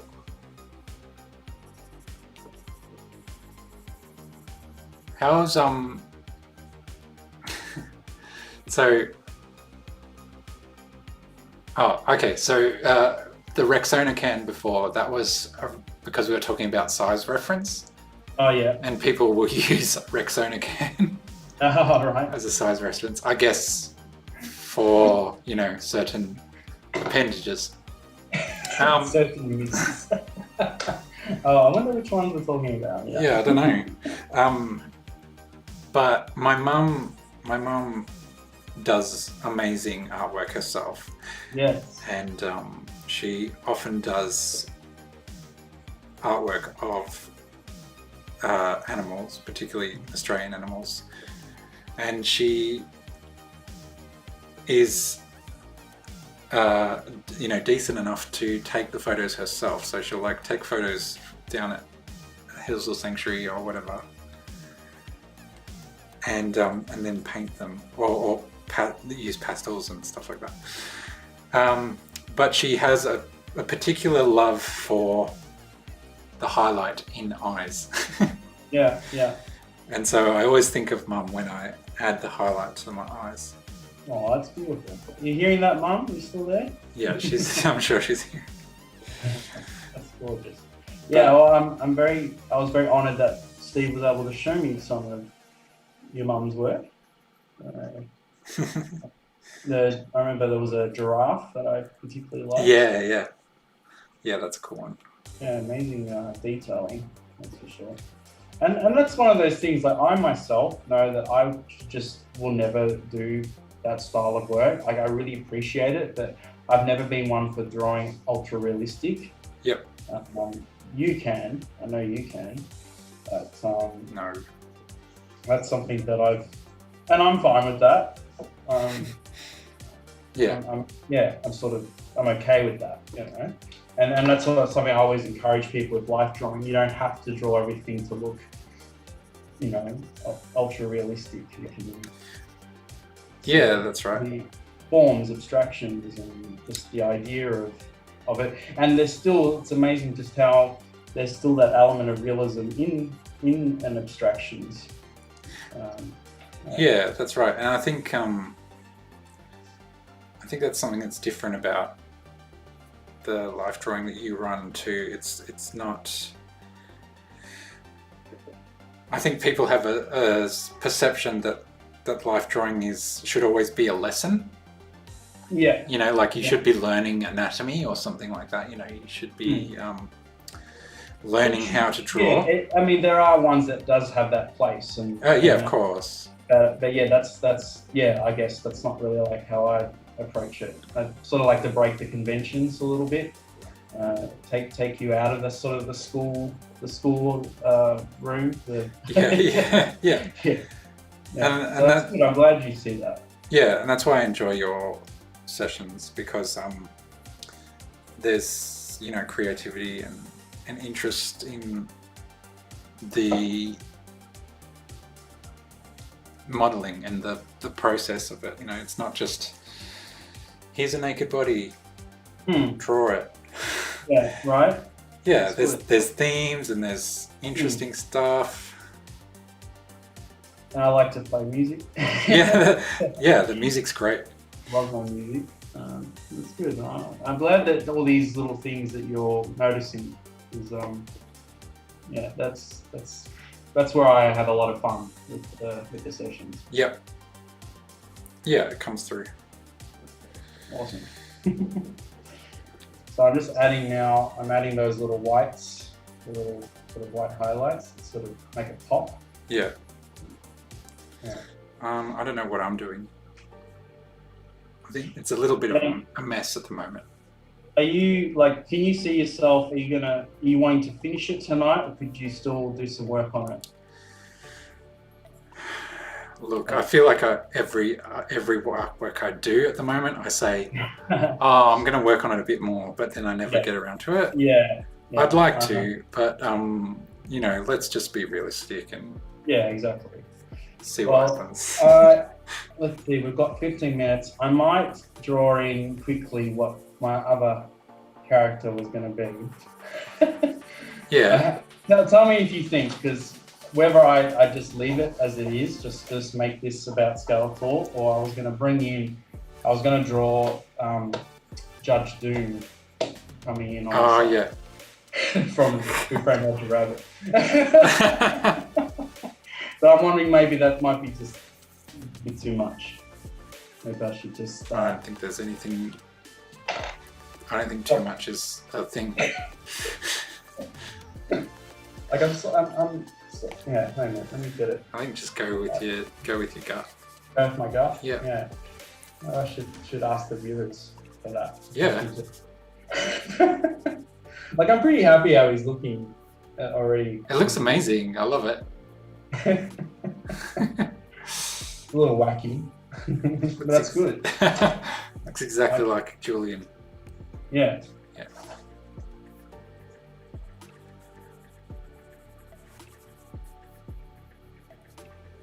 I was trying to think of like the way Julian smiles as well. Like I make Skeletor smiling a little bit, not Yeah. angry. You could do the cheeks, you know how, because Julian's smile is very, his cheeks come up and cover his eyes. Yeah.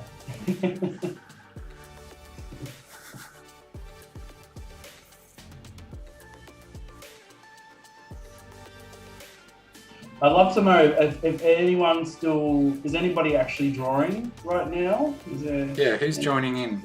Any artists who are, is Mitchell still there? Because he's been working on some pieces. Della said, is Skeletor in a pink jockstrap? What do you mean? Is it too much? Go for it.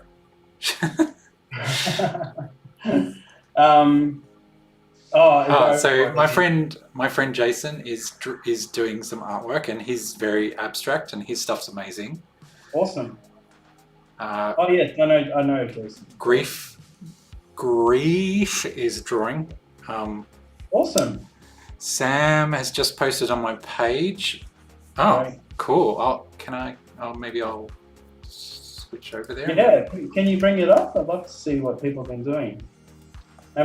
Mitchell's pretty prolific and quick with his work. I wouldn't be surprised he's already shared a piece.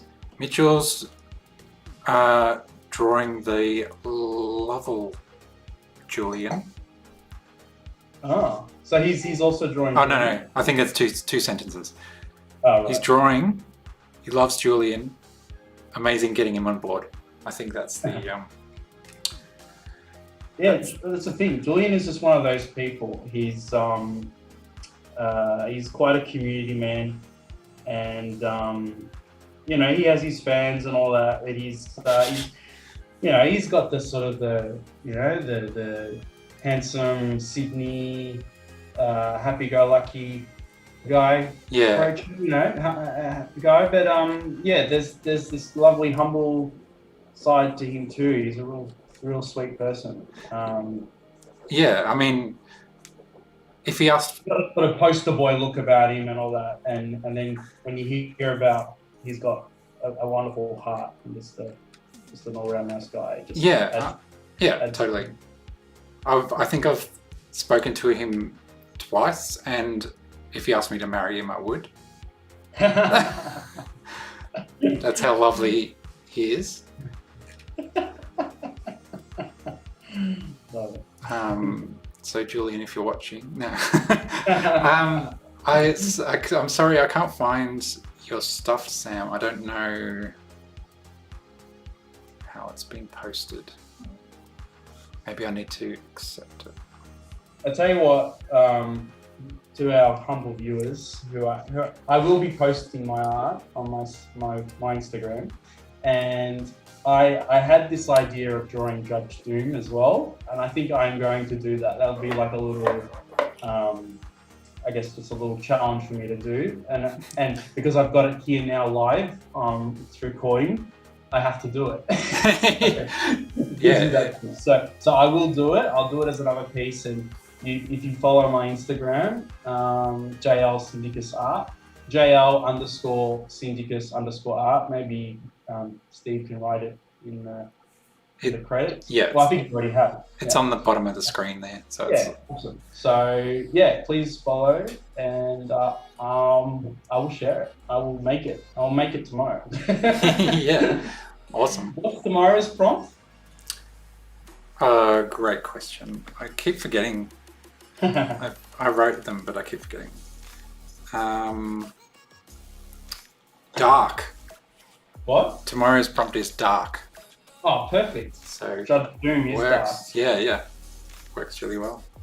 So with Judge Doom, I'll tell you a little why I wanted to draw Judge Doom. To me, he is the most terrifying one of the most terrifying film characters of all time, and he killed my childhood. Oh, he's terrifying in the movie. When he takes that cute little red shoe and he dips it. Oh yeah. Yeah, it's terrifying. That just absolutely killed me. You know? Yeah. Like, I hadn't seen anything like that in film before, in a cartoon or that. To see this cute cartoon character, this cute little shoe that squeaks, and he literally is murdering it. Yeah. It's terrifying. Yeah. It killed me. It killed my childhood. And that moment was, my childhood was ended. Yeah. So I've always got that, like I hate him so much, Judge Doom. He's just my most hated character of all time. Yeah. So Della asked, is that the guy from Roger Rabbit? Yeah, it's Christopher Lloyd's. Christopher Lloyd. Yeah. Like the character that he becomes. Mm. Mimo Base says Thirst Trap Skeletor is so wrong, it's so right. I love it. Thanks, Mimo Base. And Sam says love it. Do you have the photo of Julian, just that reclining one? Yeah. I've just got them all here. If you could just put that, share it for a moment, just so we can have both our images there and the one of Julian, just so people have a bit of context. Oops. I think would be good.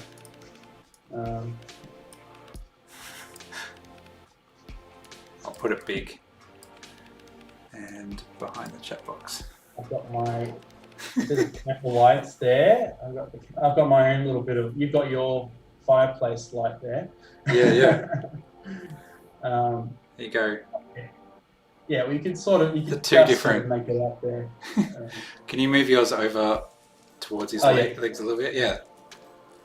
Perfect.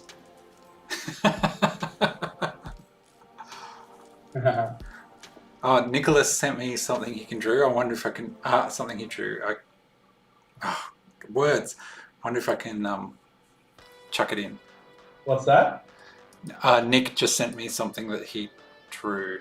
Oh, awesome. Great. Oh, good. I'm glad. That makes me so happy that the artists joining us are drawing with us. That's yeah, it's amazing. Yeah, it makes it all worth it. It's the power of the internet. Yeah. You don't have to keep holding that up if you don't. Okay. If you, Geez. Why is this so hard? But yeah, like I enjoy this pose. Like here's another pose similar. I did with this was in real life with the model. That one. Yeah, you were saying you hate reclining poses. Yeah, normally that's the thing I do. More if the face is on an angle, I don't like. Oh yeah, especially when it's like that. Yeah. When it's back. I'm one of those idiot artists that are drawing on the side. I'm not an idiot artist. I must look like an absolute moron. Anyway, but yeah, look, I'm generally quite happy with this. I'll probably do some little tweaks. Whoa. But let's have a look. Is Nick shared his piece? I'll hang on. I'll see if I can share it on the camera. Sorry, it's so lo-fi. Look at that. Has he shared it in? Oh no, he just sent it to me. Oh, okay, cool. It's romantic, and it's like a beast and a chick. Oh, okay. Sounds very romantic. Did you see it? Are you sharing it on the screen or? I just held it up to the phone, to the camera, with my phone. Oh, I've still got a bit of a delay.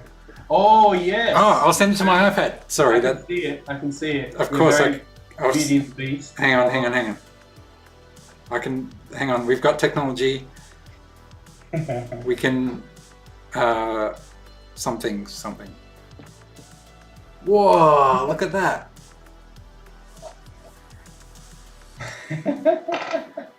Sorry, I hope you don't mind me showing this off, Nick, but that's amazing. I'm so glad you got on board with us. It's really lovely. Thanks everybody. I appreciate everyone that's here, and thank you everyone for supporting Steve. Oh yes, here we go. I can see it now. Yeah, wow. You saw it. So cool, isn't it? That face. It reminds me of those creatures in. Did you ever see The Descent? Oh yeah. That horror film that's set in a cave. Yeah. Oh god, that face is horrendous. I love it. Yeah. Nicholas. Fantastic, Nick. Nicholas, can you put your Instagram handle in the chat so people can follow you, please? Yeah, do it. All artists. Can all artists that are drawing right now? Yeah. Everyone. This is how we network. It's a follow Monday. Yeah. Right.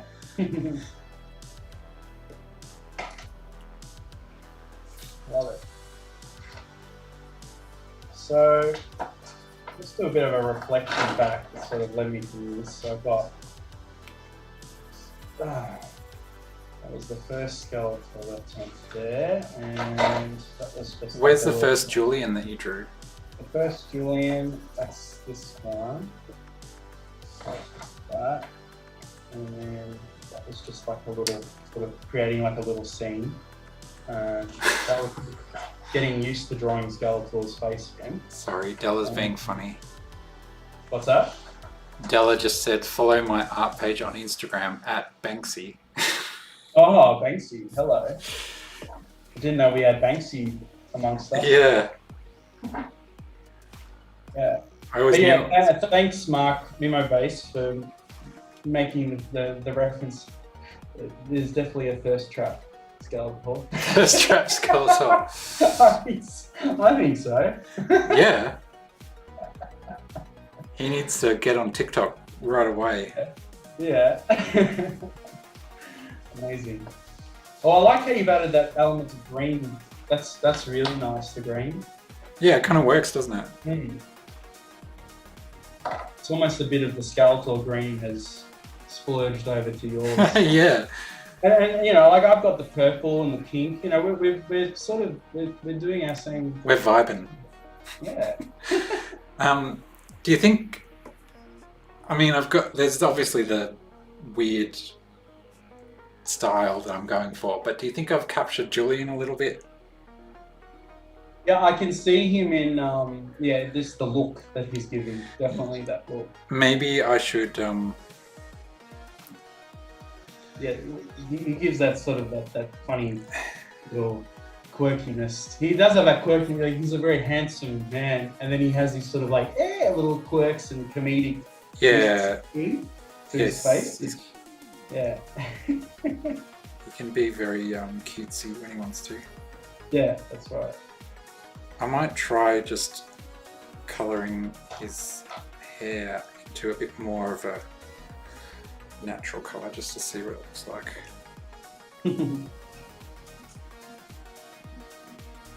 That's not natural.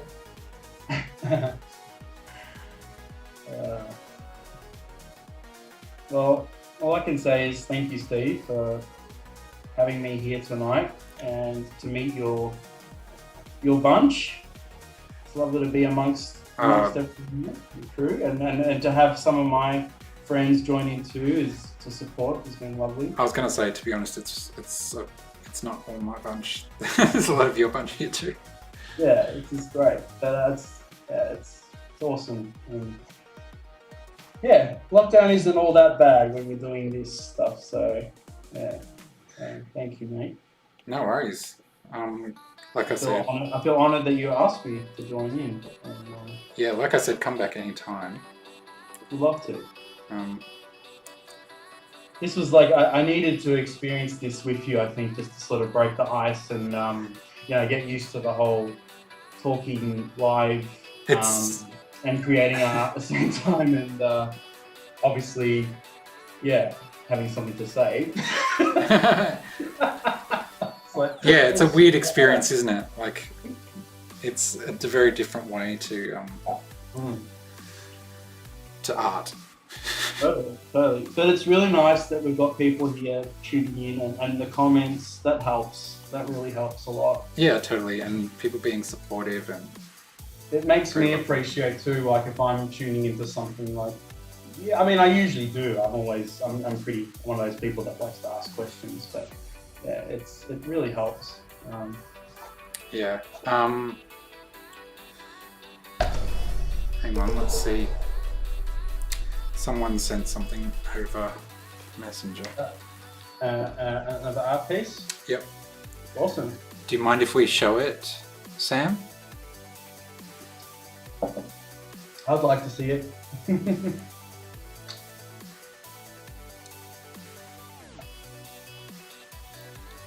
Whoa! That's cool. It's really cool. Hang on. Yeah. It's very different. That's It's very because I've got the delay. The delay. Wait till it yeah. catches up to me. It's like some. Is it acrylic you're using? Acrylic sort of pouring art. Very, very cool. Sorry, there's a delay. Yeah. No, I'll get there. I'm sure I'll see it in a moment. I'm the only one that gets a delay. Everyone else is seeing everything. Oh, wow. Oh, I love it. That's so cool. I'm very impressed. I love that. And I love that being here with us has inspired you to do this piece. This has happened. This happened tonight, It's really, really cool. Wow. Like, that gives me, that's like just everything to me. To see that, to see Nick's work, see what you've been doing, see like, wow. Yeah, it's cool. I love that. Life is worth living, is all I'll say when we can do stuff like this, like, yeah. That's what I wake up for. This is what I continue my days for. Yeah. Totally. Cheers. Cheers to y'all. Yeah, thanks for sharing.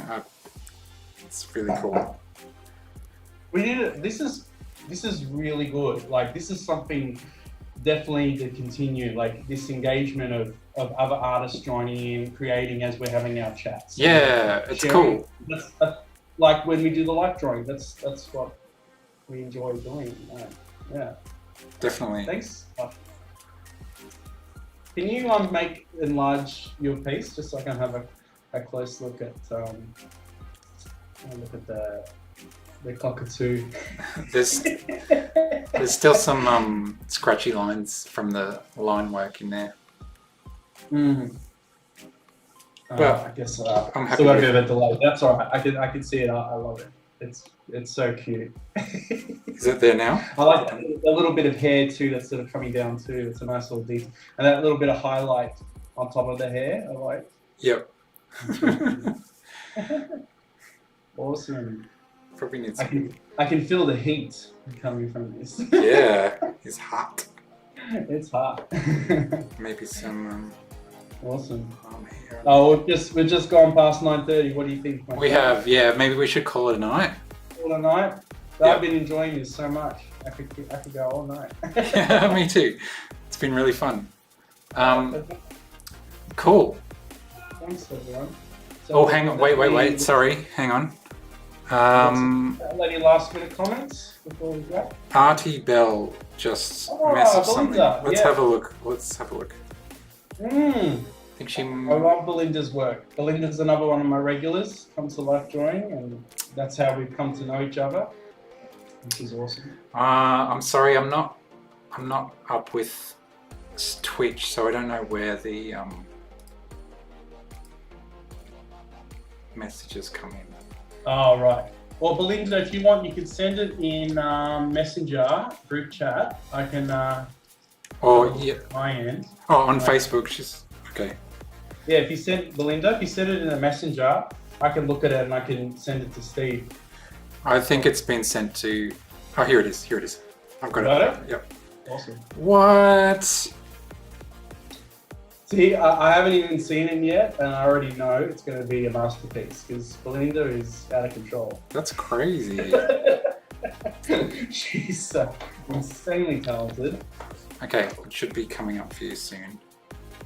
Yeah. And because I know her style, I already have a bit of an idea of what I'm in for, that I'm sure I'll be still surprised. Yeah. Can you tell us anything about it, Artie Bell? Yes. Please tell us. So, digital? Oh, wow. Huh. Gosh. Still working on their hair and costume. It's like a Grecian, sort of like Greek mythology. It reminds me of an illustration for a local author's book. Oh, so it's a commission, is it? Maybe you shouldn't be sharing it. It makes me think of... Beautiful. Like, I'm sorry if this is offensive, but Star Trek. Yeah. Oh. Like going to a, you know when they go to one of those alien worlds and they're dressed in the local garbs. Totally. Egyptian, Greek, Roman. Yeah, definitely. But I get that sort of, like the Greek mythology, like Medea or something like that. Yeah, amazing. Like a scene. Yeah, beautiful. Cool. All right, I'm doing my last little bits. Okay.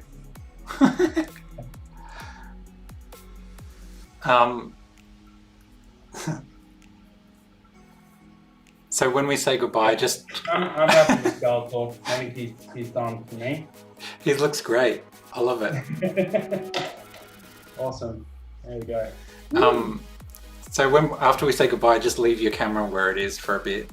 Okay. So that we can leave it up and people can see it at the end. Awesome. All right. So just like that, just leave it. Yeah, that's great. There's all the little pieces that I used. Yes, Nick says can't wait for dark. Yes. Sam says both look amazing. Artie Bell says goodbye. Thanks, guys. Thank you all for watching. This was like a whole new thing for me, and I love it. It's great. Completely new thing for me. Yeah, it's so fun. My first time doing a live art stream and felt like I was being interviewed. Yeah. I hope you felt like you got into the vibe a bit. Hmm. Went self-conscious. I'll be honest, I feel like there's so many things that I haven't said, I could have said and all that, but I like that we're just being in the moment and natural, and it's organic, and I love it. And just having that communication of people watching us, our viewers, is really special. Yeah, it's cool. Thank you, everyone. Cool. All right, have a good night, everyone. Have a good night. Thanks for watching. Thank you. Thank you, Steve, so much. No worries. Bye. Good night.